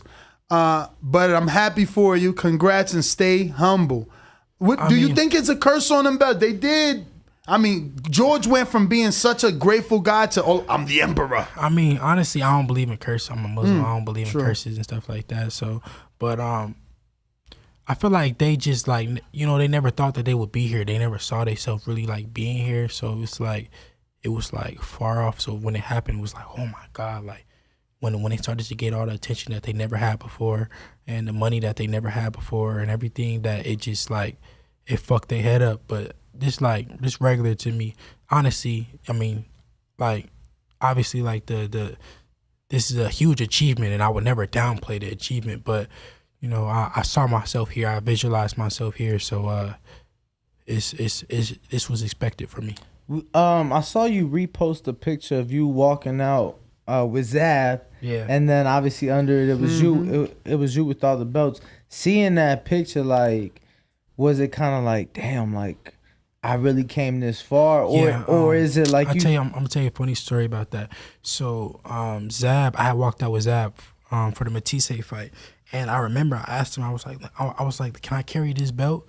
And it was the Ring Magazine belt, and I wanted to carry the Ring Magazine belt. I didn't know what belt it was, nothing like that, but I just felt like it looked the best to me. So it looked the best. I was like, all right, like, let me carry this belt. I didn't know it was the Ring Magazine. I didn't know that it meant that you was #1 or nothing like that, but it just looked the best, to me. So that was like the story behind me carrying that specific belt, and now I got it. So I'm sure you spoke to Zab, and obviously having Joel out there. What was that like for you? And what advice did you get from Zab? Yeah, I mean, Zab was just telling me like, stick to the game plan, do everything that I pretty much did in the fight. Just stay focused. He was just like motivating me every day. Like we would be talking, and yeah. So it was a great experience having Yoel Abba there with me, and man, it was just. It's all a dream come true of mine. So your caption says 10 years later. Again, I know we asked, like, did you know it would happen this quick? But, writing that, does that feel like a short amount of time to have accomplished this? 10 years later, you're showing us how it started and how it's going. Nah. I mean, it's crazy just looking at that picture. Who would have thought 10 years later I would be here? Look how little I was. Like, that's crazy. Like, a little kid. That was at the it was in Newark, the Prudential Center. Okay. So it's just crazy to be here 10 years later, or me just being so young right there. And yeah, I mean, I knew I would be here, but this fast, no. You still got time, champ? You've been here. What time? I mean, how long I been on? About an hour. Yeah, about an How hour. many more questions y'all got? Y'all got some more questions and shit? Keep it I'll coming. let them fly. I got Marlon Cunningham says, what weight do you think you would finish your career at? I'll probably say like maybe 154, maybe. I don't know. Just gotta see, how my body matures. I said 147 with the possibility of like a big fight at 54. The way Bud is saying he'll fight Jamel. You think you'll have a full career at 54? I agree with that. I agree with that. Yeah. I don't see myself doing a Canelo and just going up. But you never know. Champ, this weekend in New York, the International Boxing Hall of Fame, and obviously when you're one of 8, you're the 8th undisputed champion in the 4-belt era. Obviously, you're putting your name amongst some of the best in the game. Is that something that you've thought of, the Hall of Fame, or is that something that maybe too far out for? Yeah. Honestly, I can't say that I thought about that, recently or nothing like that, because it just seems so far out. I got so much more to accomplish and so much more to do before I think about going into the Hall of Fame. So yeah, I wouldn't even put myself in that category yet. No, not saying that you're there yet. I'm saying one day. But I wouldn't even think like that deep yet because I just got so much more to accomplish. And even though I feel like, it's fighters who never been undisputed and they're in the Hall of Fame, but I just like with me when I go to the Hall of Fame, I want to be right. Like, first ballot. Yeah, exactly. Absolutely. I got Flock in Connecticut. Shout out to you guys and shout out to Devin for being in studio. I got to spend more money with you guys on Super Chats. I've been saying that I was going to come in the studio for a while now, but what better time to come? No better time. No better time. He was like, yo, tell him to bring the belts. I'm like, yo, they got to mail them out. What's crazy is, so like with the belts and shit, like, they wanted the belts back for George, because at first they didn't give me my Ring Magazine belt. When I was in the ring, it's a picture, and I'm reaching up, and I'm getting the Ring Magazine belt. But I pressed for that belt. I'm like, where's my Ring Magazine belt? Where's my belt? If you look at the fight, you play it back. I'm like, where's my Ring Magazine belt? That's my favorite belt. Yeah. That was a belt that I like, that looked the best to me. Yeah. So so after the fight, they wanted to give them back to George, but I'm like, no, I want to keep them. Like, I'm keeping the belts. Tell him I'll mail them to him. Like, I want to take them home, which I was gonna say that regardless, because when I thought my dad was gonna come, I wanted to keep the belt so I could bring it to my dad. To show him. But obviously they have his like face on it and his name and stuff like that. So they actually threatened to sue me because my brother had packed the belts up and they were like, "Oh, what's up with the belts?" And we were like, "Nah, y'all not getting the belts." But yeah, nah. That's funny. That's funny. But yeah, nah. So I had to get the belts up, which I understand. That's like, it wasn't no, bad feelings, nothing like that. And obviously you're gonna have yours come in the mail with. But I got the franchise belt at home though. Nah, they really gave me the franchise belt. Oh wow. We got Ed Weezy. Hold on, before you read that, we obviously were calling a fighter and whatnot, and I haven't gone back to rewatch it. You were asking for the franchise belt in the ring, right? No, his father. Bill was like, "With that franchise, we want them all, everything." Okay, that was Bill. I remember somebody asking for it, and I'm like, "Yeah." So that way, even if they try to bring it up, like, "No, we got that shit too." No, for sure, because that's why I got the email and the franchise. Chan, why you saying the email? I love that you're running with the email now. Nah, they said it was an email. All right, it's email now, but I got the email and the franchise. So whatever you want to call it, because I don't want somebody else to get the email now, and then they say, "Oh, well, now we got a new email champ." No, I got the email right now, and I got the franchise, and I got the regular WBC, and everything else. So I got it all. You got to go through me for the email too. I got Ed Weezy that says, "Danny, Nez, love the show. Can't believe y'all having Devin on the show. Amazing job. But how do I listen without being on YouTube? Anywhere on iHeartRadio, iTunes, Spotify, all over the place."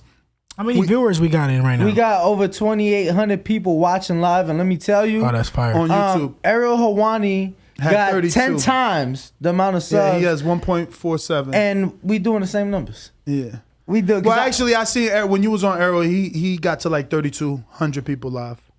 Oh, so we got to see what our peak is. Okay. I ain't gonna front. I ain't gonna lie. He did get to 32. Yeah, we was watching. I hope retweet y'all. I posted on my story. Yeah, so. You the man. We was definitely appreciative of that. For sure. I'm gonna be honest. I was reading your message when you said I'm coming on the show, and when I asked you when, I thought I was capping. No. Let me tell you. Did y'all think I was capping though? No, I knew you. I knew I was serious. What right? you mean for today? Yeah, today. Or you mean when you first said it? Oh, okay. What about when I first said it? No, I knew. When you first said it, I believed you. But when today, I just told him, don't get excited because something might happen. Yeah. Like you might have something comes up, and you be like, "Nah, I'll come tomorrow." Nah, it was crazy. I had a nail shop appointment, but I had to cancel it. So. Okay, but it's all good though. No, when you said you was going out of town, I'm like, all right, cool. When he get back, we gonna get him. You like, nah, fuck it, let's do it today. I'm like, let's do it today. Yeah, nah, because I just know that I go out of town and then this shit just gets far out. So I was like, let me just knock it out now. No, this is perfect. We totally appreciate it. What'd you go watch the other day when you got back? I saw. Yeah, we went to the movies. We went to watch Top Gun. Okay. How was it? I'm not gonna lie, I fell asleep. That jet lag. Yeah, I'm telling you, like my sleep schedule's fucked up, and I be just falling asleep anywhere. Like I've been taking like little power naps to keep me up, keep me running, and I be up at nighttime, daytime, whatever. I got James Valdez, San Antonio, Texas. He says, "I like the way your pops stepped up and asked Kambosos about where his pops was at. That was dope. My question: do you see yourself becoming a trainer like your father once you're done with your boxing career?" Yeah, honestly, I don't see myself becoming a trainer. I don't know, it's just not really something that like I see myself doing. Well, I give like fighters pointers and stuff like that. Yeah, but trainer, like probably when I'm done, I want to be like done, like done. Like I don't want to like be like still like in the gym. I want to like put my all into it, give it my all into all these like the next years that I have in the game, and when I'm done, I'm done. Right off into the sunset. Yeah. But what about DHP? Are you done and now you're the Oscar to your golden? Yeah, for sure. I definitely gonna obviously that's why I'm starting to do my company, but I don't want to be doing too much hard labor. For sure. I mean, shout out to Amari Jones. You put all that work in now, so you don't have to put in any hard labor later. That's why I'm laying the bricks now, and doing the groundwork to ride off in the sunset and be good. Where my company, I hire somebody like my brother or somebody like that to run the company, and I just sit back and relax and collect. Yep. I would say your dad, but I know you probably want your dad to retire too. But man, he has done a phenomenal job with you. I feel like my dad, honestly, he got that business mind though, Dad. But I feel like my dad is gonna he's still gonna want to coach. Okay. Yeah, I feel like he just loved boxing too much. Like he just loved teaching. Like you, he telling you under the armpit. He's just a teacher. He loved coaching so much that I can't really see him just wanting to just stop and just focus on the business. My dad, boxing keeps him young. Like this is what he love to do. Yeah. With that being said, would you buy your own gym now, or you like the convenience of Top Rank? Yeah, actually, I was thinking about that before the fight. After the fight, I think I'm gonna buy my own gym. But I like Top Rank gym. I'm gonna have it's the same benefits. I could train when I want to there, close whenever I want to. It's a nice gym. So I don't know. I don't know if I'm gonna get my own gym or not. I doubt it though. Right now. I don't know. I don't think so. I got Owen. Wait, Big Casual says, "What up, champ? Congrats on becoming the youngest undisputed champ in boxing history." Sir. Thank you. You have been calling all the top names at 135 for years now. So after completing your goal of undisputed and the other top names in the division still making excuses not to fight you, are you willing to move to 140 and go after that vacant WBA strap in a big fight against Tio? Yeah, I would definitely entertain that. Going up to 140 and fighting Tio. It's definitely on the agenda. The agenda, yeah. I mean, it's something that I will entertain. But like I said, man, everything just got to make sense.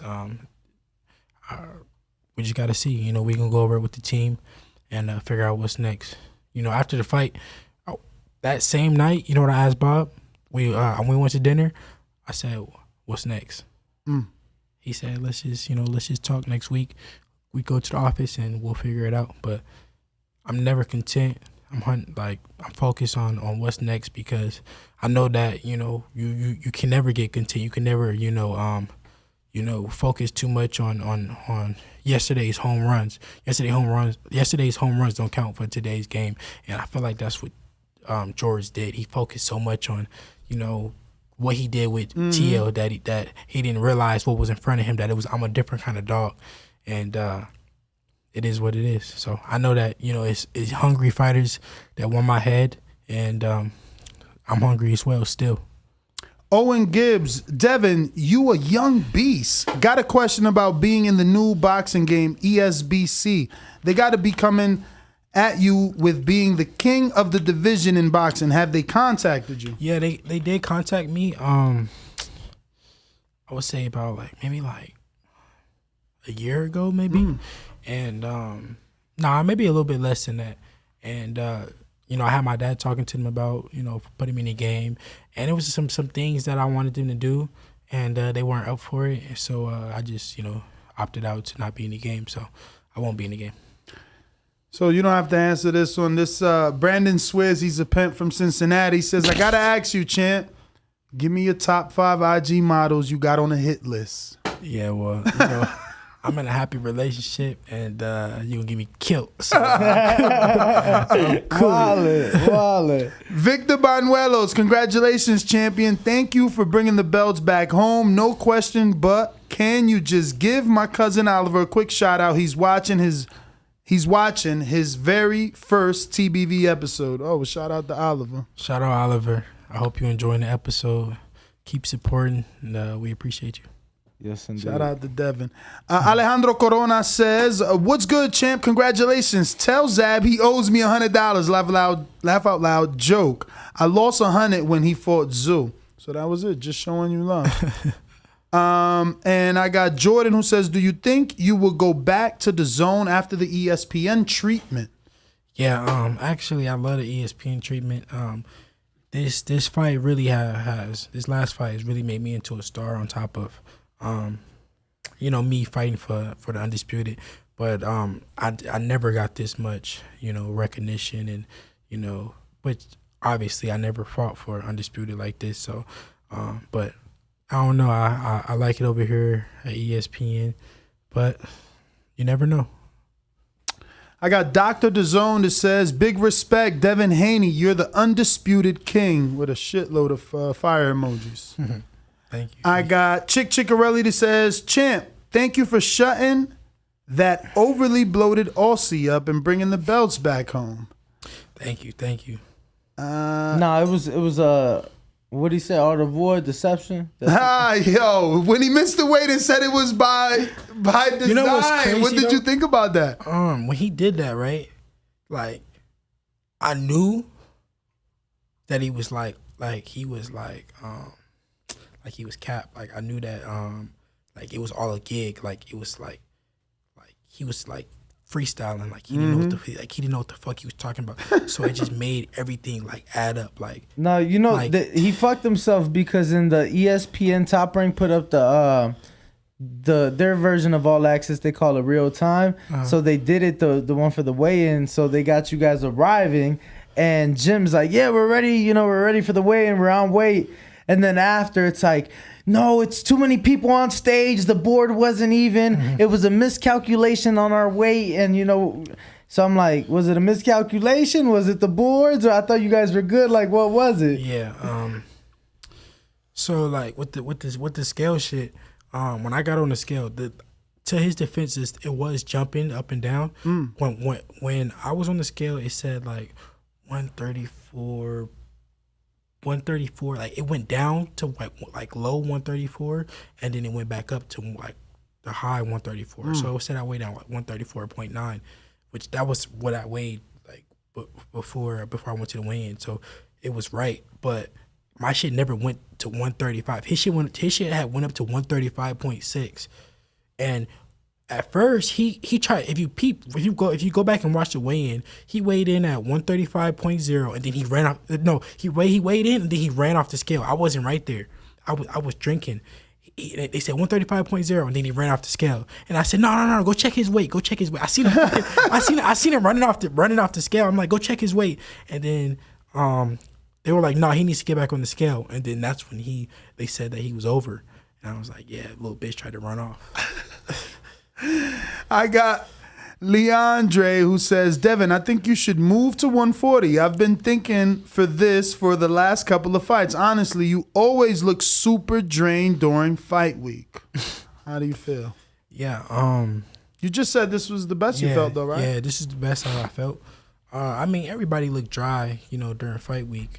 I don't care who you are. If you the smaller guys, they be like fucked up a little bit during the fight week. You just can't really escape that.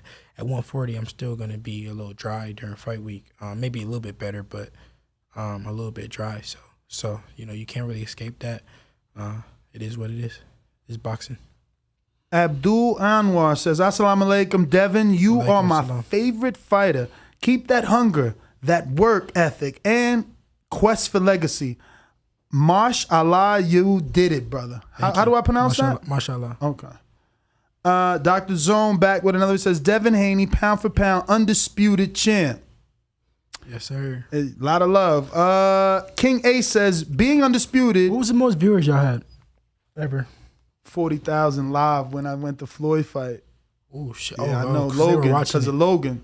Oh, Logan. Yeah, I was just in the bowl, just showing them like who was coming. I had 44,000 people live at once. Shit. What about at the studio? At the studio, we had like almost 60,000 for the tank fight. But that wasn't live though, was it? Yeah, was it 60? No, not the 60. That don't count because you had a fight. What about like in the studio? No. That's the tank fight. We were here. We were just watching the fight. Yeah, we were just watching it, but we don't show it. We can't show it because we'll get flagged. Oh, so y'all are like. So they just watching us like watch it. Commentating it. Yeah, just commentating on it. Yeah. Mm-hmm. But how many you had concurrent for that? He would have to check. It was like maybe about 2,000. Yeah, at any given point, 500 to 2,000. It would Oh, yeah, we peaked at- about 3. Yeah, we at 27 right now. We've been sitting 2,700, 2,800. Yo, I was just telling them in the gym yesterday. I was like, this was obviously yesterday, so before you hit us, I was like, man, Champ should be on Saturday Night Live, Jimmy Kimmel or something. Like, I'm like, yeah, nah, for real. I'm like, he need to make a tour because I'm like, that's what you do when you go across the world and accomplish what you did. For sure. But I'm like, shit, we'll take it. You know, Jimmy Kimmel could get him later. Nah, Absolutely. For sure, You know? for sure. But I gotta go with my supporters. And that video you did was so dope. I was like, nah, I gotta go. Shout out to my editor, man, Jemmy, man. He's been killing it. So Nah, I'm happy that shit you was love so it. dope. When I seen that, I was smiling ear to ear. Do you like the name though? Because I'm thinking it sounds too much Floyd. Maybe we should do Devin the Bank Haney. Ooh, I like that. I like that. But honestly though, I don't even want to put that type of image out there. Like, you know, like.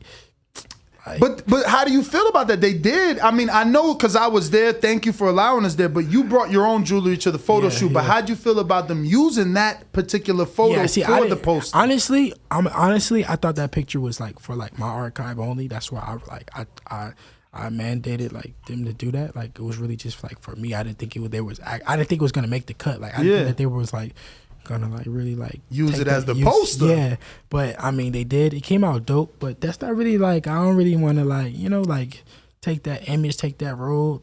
Honestly, I feel like I'm doing good, like just being myself, and I just don't really want to. But put Champ, that image ain't out for that the true? kids. I mean, we go through your Instagram. You but like nice things. I like nice That's things, your thing. but- Ain't nothing wrong with that too. You the one I like putting in nice the things- work. I like nice things, but I just don't want to like really like poison the kids, and really just like put that image out there too much. Like, which of course it's cool to have nice things, work for nice things, but like I just don't want to just throw it in their face the money.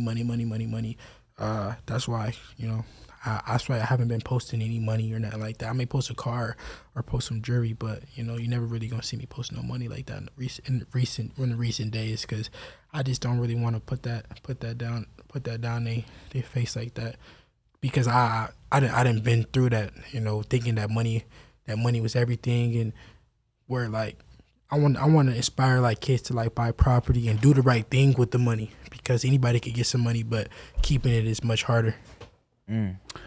I got Blue Blood Sports. Shout out to Blue great. Blood. No, Blue that's Blood. great though, Champ. That's great. Cause they like everybody teach you like how to get some money, and but they never teach you how to save it. They never teach you what to do with it when you How get to the, invest it. Yeah, when you get the money. This is a perfect time to talk about this 15-year-old amateur. His name is Carden. He has this company, Kenichi Bear. They actually sent us these 3 headphones to give to you, your father, and your younger brother, because he loves gaming. These are gaming headphones, but they also double as regular headphones. So in case you want to work out, they're absolutely free. It's a 15-year-old amateur, and his father, during the pandemic, went to him and said, I need you to start a company during this time and come up with some ideas. He came up with this idea, and since he's a boxer and we love the sport, we're trying to help him out. And he sent 3 to give to your family. So shout out to I guess him. it's the perfect time to talk about that. Yeah, because again, it's that father relationship, the structure, and teaching them that there's, a lot a young more. entrepreneur, man. Exactly. You gotta respect it, man. And I'm happy for him that I thank him for the headphones, and I'm definitely gonna give some to my little brother. And shout out to him. So Blue Blood Sports TV, shout out to Blue Blood. He sends a $10 super chat. He says, shout out to the goddamn undefeated, undisputed champ. Say it loud at Max Kellerman. Thank you, Blue Blood. Thank you for all the support. And when now that we on the Max Kellerman thing, when I had said undisputed, which I knew what he meant when he said the lightweight champion of the world, which we all know that he mean the champ, but nah. Say undisputed. I want you to say it. I want to hear you say it, because when it was you said I wasn't the champ, that I was secondary, and I had a secondary title. Well, now I have everything. So say undisputed. I want to hear you say it. I am billionaire Basti says, sup champ, congrats king, you made the world believe. I'm an artist and I got a painting I'm doing of you with all the belts coming soon. Be on the lookout for it on IG at I am billionaire Basti. Salute. Looks like Julio Lopez says, would like the Cruz, Garcia, Tank, Loma, and Sauertio fights. So he's just telling you what he would like. That's a hell of a fucking run, right? Yeah, that's a hell of a run. You need some in-betweens there. We got Late Show 42. He says, get the IBO and bring prestige to it. You know what's and crazy? Force You know what's Eddie. crazy? You was gonna fight him. I know. Your dad told us one time. No. Better than that. I was actually thinking about hometown fight. No, thinking about getting the IBO belt. Like before the fight, I told my brother, I said, "Hey, I'm thinking about getting the IBO belt because I just want everything. Like I want to have everything. I want to be that guy that they talked about and then went and got everything to where they can't say nothing. I love it. So Maxie Hughes, where are you? Listen, if I get the IBO belt, don't be mad at me, y'all. Don't be. If I go clean up, just understand what's being done. I think if whatever happens and they can't do that rematch, it would be perfect. Maxie Hughes, in the Oracle, and it's like all the belts. Yeah, sold out in front of you. See, I appreciate that. I would appreciate that. I would deserve it. Yeah. You went on the road. If he doesn't want his rematch, but I'm a true fighter. And I want to make the biggest fights happen. But I'm also an asshole at the same time. So I wouldn't mind going to go get the IBO belt just to clean up. Nah, but everybody gets a hometown. I mean, Jared Hurd wasn't undisputed, but he was unified and he got a hometown fight. Tank got his hometown fight. But I don't care about a hometown fight, though. I don't really care about a hometown fight. I just want the IBO belt.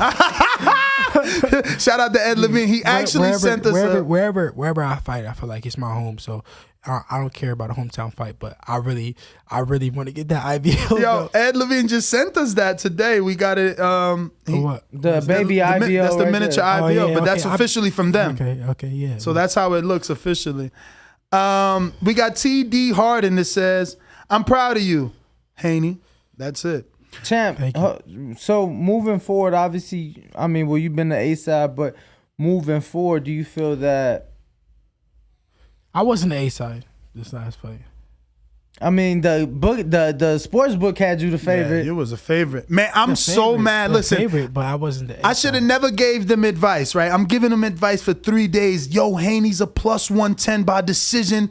Let's get this money. So I'm trying to wait for more people to bet on Kambosos, and I wait till Saturday. You minus 110. I'm fucking mad because plus means I was the favorite the whole time. Yeah, that's the thing. Yeah, no. Except by decision, it was plus money. Decision. By decision, it was plus 110. Which means I put 100. I'd have made 110 back easy. My man's right here cleaned up real. What you called him at? Nice. That's the 42 ticket. Oh, that's the 42 ticket. Nice.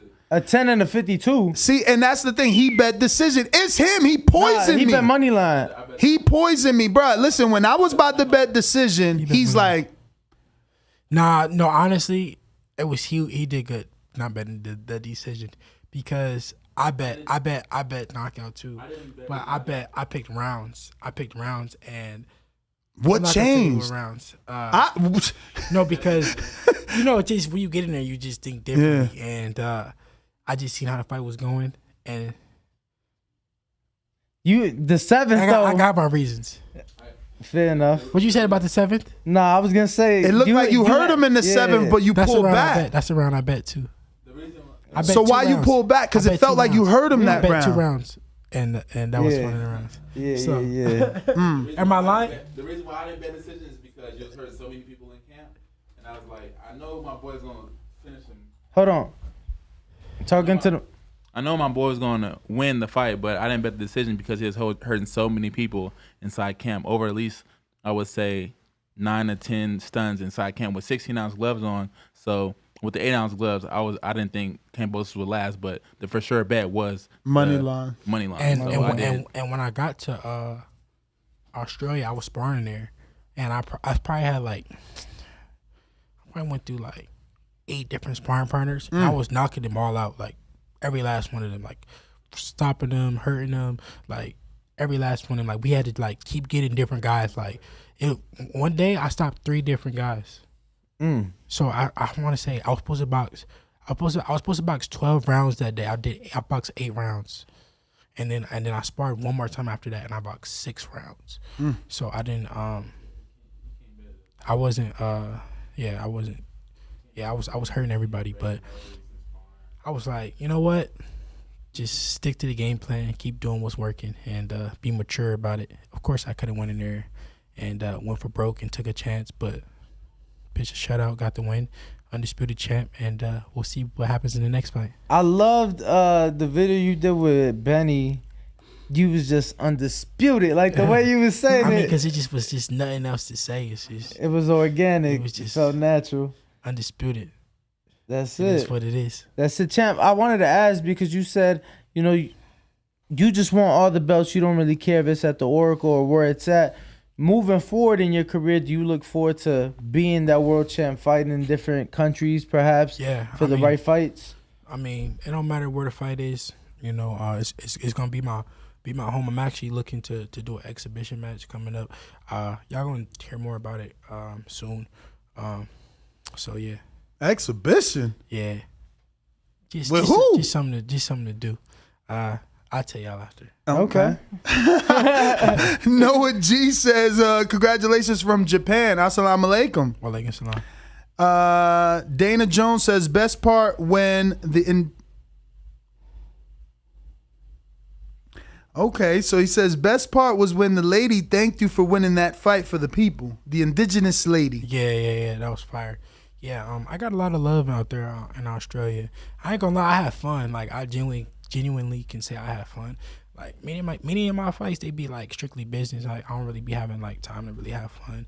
But through that whole experience, it was actually fun. Maybe just because I was out of my comfort zone and I just was going into it not thinking like, you know, like just not with like a clear head. You know, I was thinking like it was just negative about it, and it turned out to be hella fun. So yeah.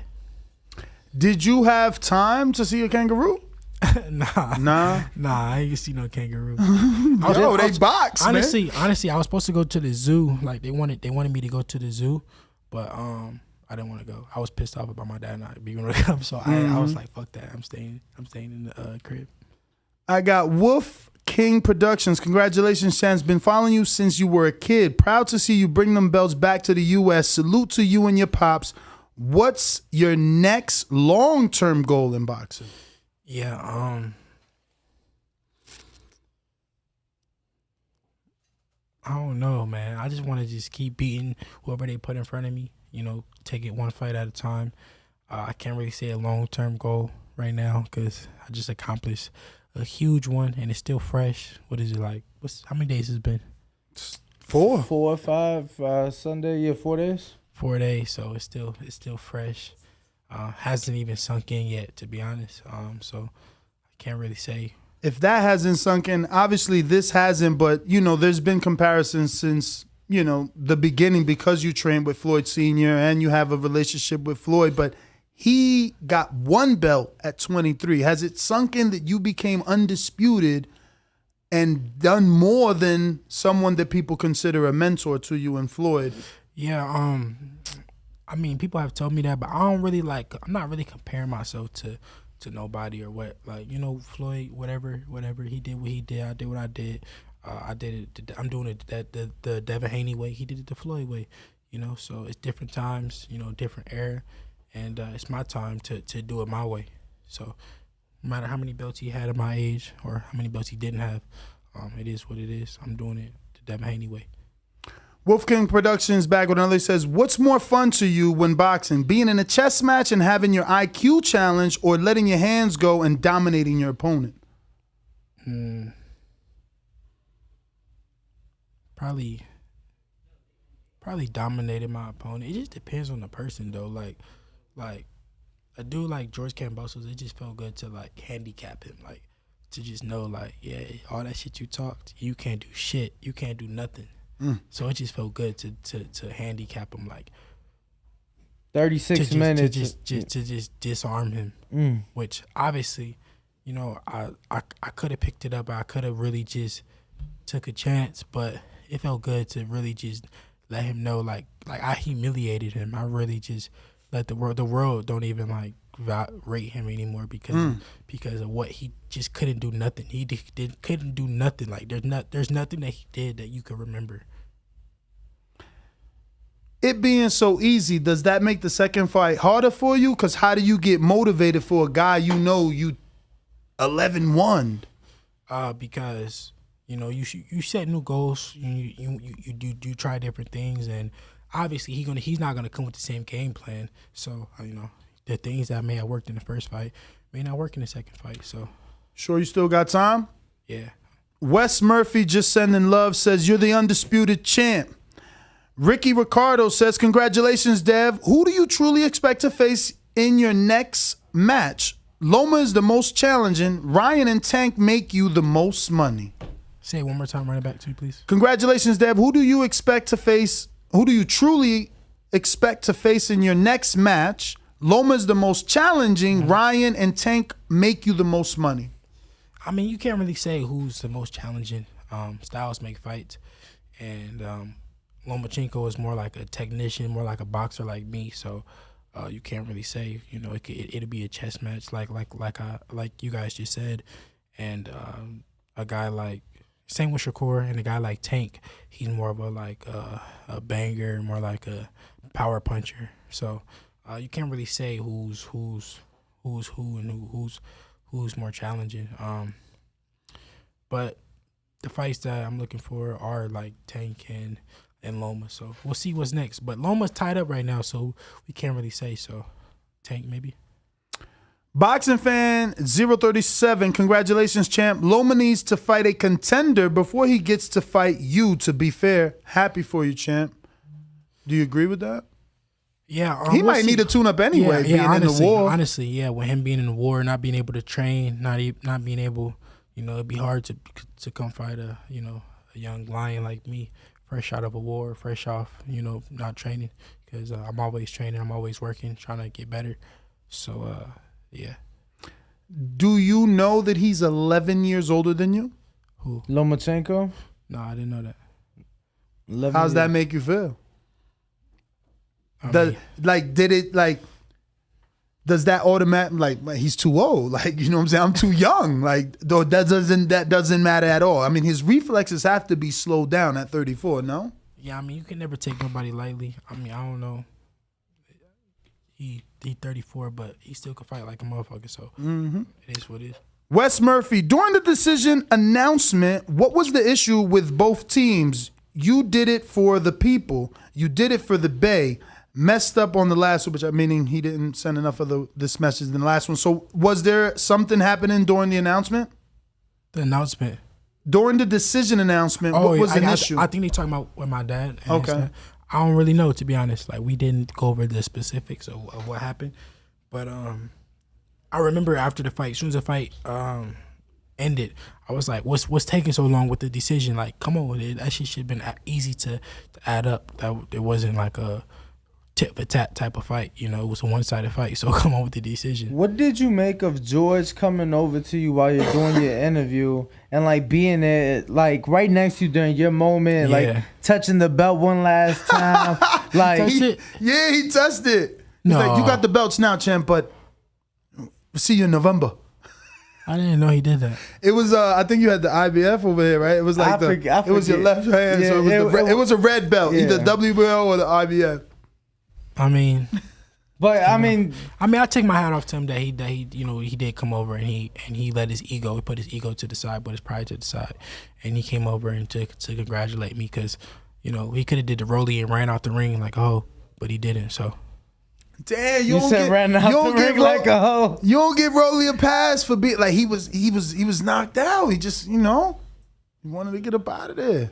Nah, because he was talking shit after. You talk shit after the fight, because that's day. After the knockout calmed down. The next day, well, you just better off just saying you lost to the better man and he got caught with a good shot. You go to the press conference and say he won every round. He was saying he won every round I beat until his he got ass knocked and he's out. a bitch and all that old shit, man.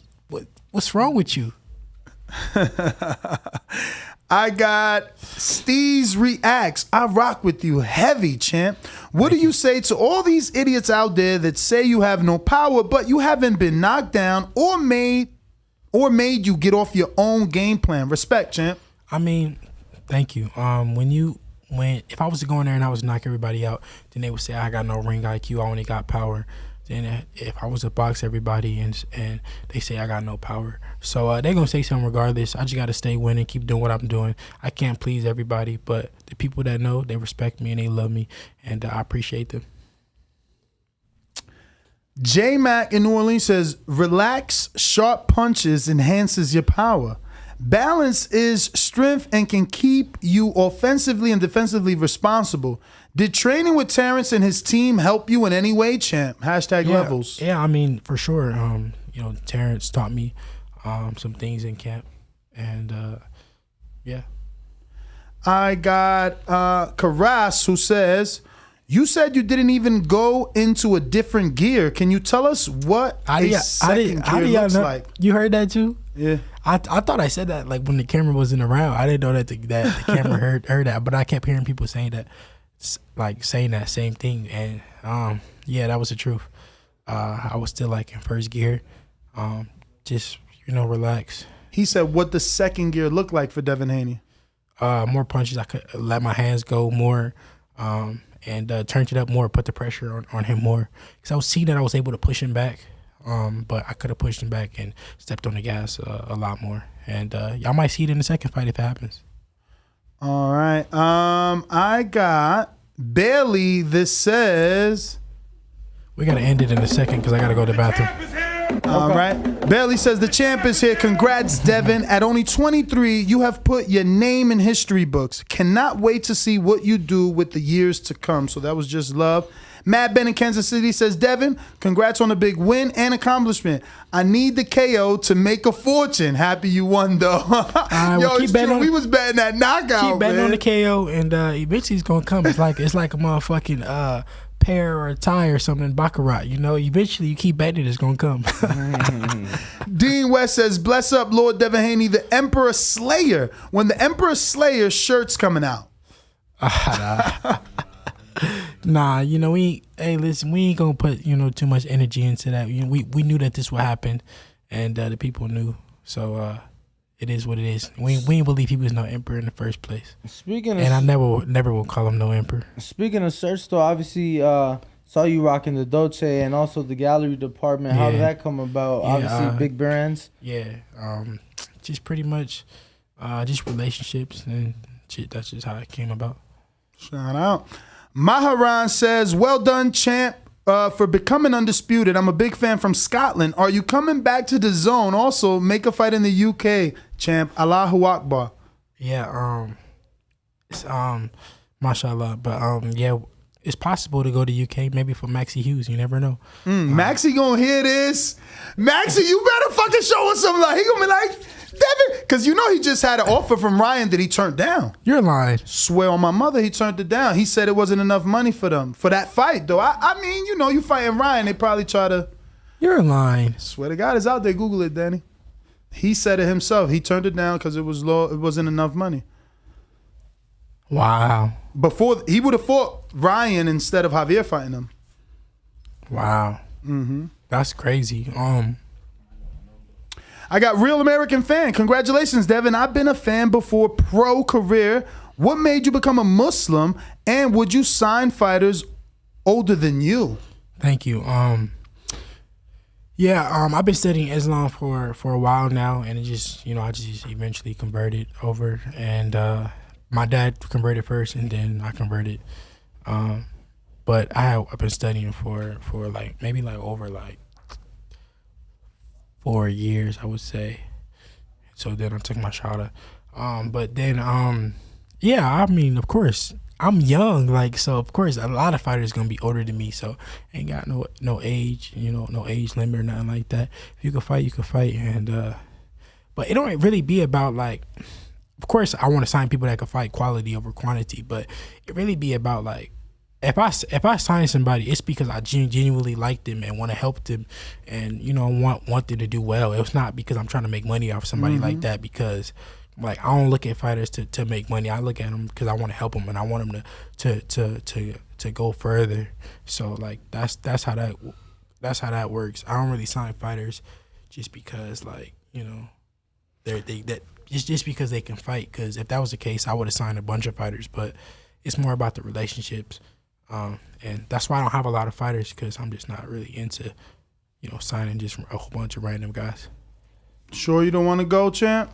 Yeah, I do. I gotta go to the bathroom. All right, we're gonna go ahead and take a quick intermission. I know the engineer doesn't want to do that, but we got to take a picture, and we'll be right back. Thank you so much. Don't forget to hit that thumbs up button. We're gonna be back after this. Because you thought tonight's crowd was pretty crazy, 80,000 in Australia. But the crowd doesn't win fights, I do. WBC lightweight champion of the world. You ever been in Australia? No, I never been, but I look forward to it. Going to go pick up some belts out there. Didn't have to sell a chain to make a fight. All we got to do is make that flight. You gonna hide behind them jugs, but Lord Devin Haney gonna stand above. I'm serious, George Kambosos. Go! I'd like to wish you all a very warm welcome to Australia, everyone. I want to show all my experience, everything that it took to get to this point. I want to show the world. Who's the best young fighter in the game? Me, by far. For the 54th consecutive round, Devin Haney has outlanded his opponent in total connect. He can hit the mitts, he can hit the bag all he wants, but it's different when you're in there with Devin Haney. Kambosos, you in trouble. TheBoxingVoice.com. You said a lot. You did a lot. Tomorrow, you in trouble. Pussy. I'd fight you in your backyard if I had to, because I know that I'm going to beat you. And you'll see June 5th. Wow. The universally recognized. All right. I did want to come back as quick as possible and finish reading your super chats. Obviously, it's the undisputed champ. He's a little pressed for time. Next one is from Clyde Baynard, who says, yo, what's up, champ? Why do you think the Argentine monster Gustavo Lemons gets slept on at 135? You versus him would be fire. So technically, Lemons might be called as a mandatory, I believe, in the IBF. He is a Samson Lewickovic fighter. So we'll see where that goes, being as though Lewickovic does have a relationship with Bill Haney. We got Desiree Scurry, who says, Devin, you did an amazing job. Your performance was spectacular. I'm very proud of you. You was excellent. You were in excellent condition. Stay blessed. He was. That's what we talked about. That conditioning was amazing. Weird TV says, shout out, Devin. Congrats, King. Keep your head down and don't stop working. Do me a favor. I'm trying to be in the game. Go back and work that out, bro. Big ups. Okay, he wants Devin to go talk to EBC, the boxing game, and get involved. We got Salvador Alcacino says, congratulations, Devin, for putting on a masterclass. I would love to see you and Tio fight at 140. You, the real undisputed king, with the crown emoji. Shout out to you. High and Low Sports Centrum says, the boxing voice is more. Thank you. And thank you to YouTube as well, sending some love, no message. We got Dana Jones back with another one. Says, y'all never read my super chats. Still smoking, huh? No, we actually read it, Dana. But let me double check. I'm going down because somebody... Was it Dana? Somebody said something. I just wasn't going to read to the chat. Y'all trying to... Oh, no, I did read that, Dana. They're trying to get you caught in 4K, Ness. Bro, my man had some craziness on Patreon. I'm like, bro, you got to change this. The Axiom says, Devin, the artist, Haney. The man paints portraits, made a masterpiece with Cam's face. I like it now. I like the slogan after Dana with the third one in a row. That's the third one for Dana Jones, not to be confused with Dana White. He says, Devin, that dude, Haney. I don't know if I like that name. West2307 says, shout out to the Boxing Voice for bringing us the undisputed champion. Congrats to Devin on a great win. Hashtag whitewash, hashtag undisputed. LV Slugger with the $2 super chat says, 23-year-old and mentioned with Pernell how it feels. Tip Bellis, how overwhelmed were you during the ring walk? Well, you heard that. He answered. Luckily, some of these already he's answered. He basically said that he had been driven to the actual, arena where he had to, the entrance of the arena out of the field, obviously, where he had to do the ring walk, and he decided to run just to warm up because he'd been sitting for about 6 minutes on the drive. MJ says, 199, Dev, what do you think of those 116, 112s? We talked about the scorecards.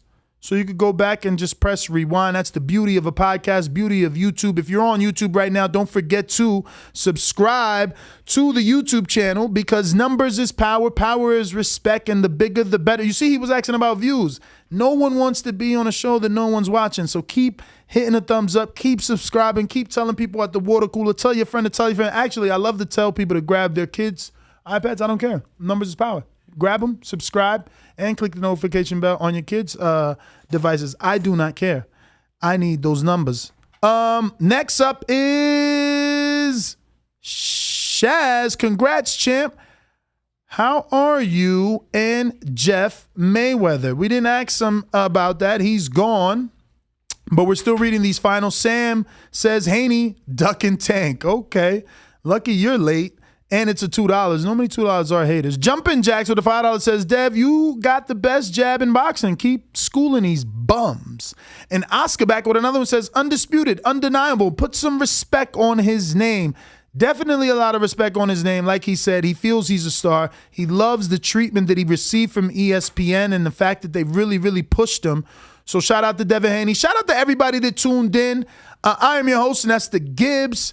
Joined alongside the best host in the business, Daniel Ringwalk Alvarez. And we're just very, very happy that we got this fantastic interview. Before I let you get your outro, I got St. Louis Red with a $5 cash app that says, Ness does not play about those typos. Laugh out loud. Sheesh. St. Louis Red right back with another $5. He says, I'm going to get it together. Typos and autocorrect. No problem, St. Louis Red. You got it. Angel Perez says, Power was ready to punish Kambosos. Why you hold back? Power was ready. Maybe he meant Devin had the power to punish Kambosos. Why he held back? He told you. He felt like, if it's working, why break it? If it ain't broke, don't fix it. Like, I'ma skate to this win.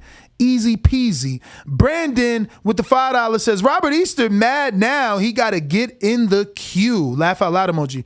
He sure is. Everybody is like Jake Paul did, punching in the air right now because they played this kid when he was asking for a shot. Now, tables turn, like Earl Spence said, and just like Devin Haney said today. I got a $1 chat from Elijah Hargrove who says, what up, champ? God bless you. You won me you won me so much money, he says. Give me a screen share. This fucker says, you won me so much money with a Cash App emoji, with a bag emoji, like the bag emoji, but you send $1. Stop the greed. Stop the greed. Okay? Stop it. But take that down. The hell? What? No, I'm saying you can't even buy a bag of chips with $1 no more. What you gonna do with $1? None of the waters Devin drunk costs $1. You tripping. None of that. You can't even get Danny's water for $1. Anyway, that is everybody. Nesta Gibbs on YouTube and TikTok. Nest GTO on Instagram. And Ringwalk Danny on Instagram for the best co-hosts in the business, bringing you the biggest names. You the man. Credit champ. to my man. He already got us 2 super lightweights. Lightweight with Shakur and Devin. You know what I'm saying? Even though we both got a relationship, I feel like he's in the age bracket. You know what I'm saying? He 25. They 24 man, and 23. It's a team thing. It's a team thing. Uh-oh, we got some other ones just sliding. Looks like we got High and Low Sports Centrum says the boxing voice is made. Not yet, but if you keep subscribing, if you keep telling a friend, we will be. We got #1 Packers gamer. Devin, congratulations on becoming undisputed. Alhamdulillah. Are you going to face the top fighters from here on out? What's the plan? What's the dream plan? It's really up to them to fight him. He's got the belts now. Sam Quintani says, love this channel with a heart emoji. Love you right back, champ. Yes, love indeed, you right yes, back. I love you so much that I'm going to be back at 9 a.m. Eastern, 6 a.m. West Coast. So if you're on the West Coast, we get up early. 4:30 de la mañana, just to let you know. But we are wrapped up. This was a spontaneous show, meaning it wasn't on a schedule. Devin hit us, and we're in studio. Engineers agreed, and we are putting in that work. So again, I implore you to tell a friend and subscribe to the YouTube channel. Numbers is power. Power is respect. Respect means better, bigger interviews for you and a more pleasurable listening experience. Gotta go.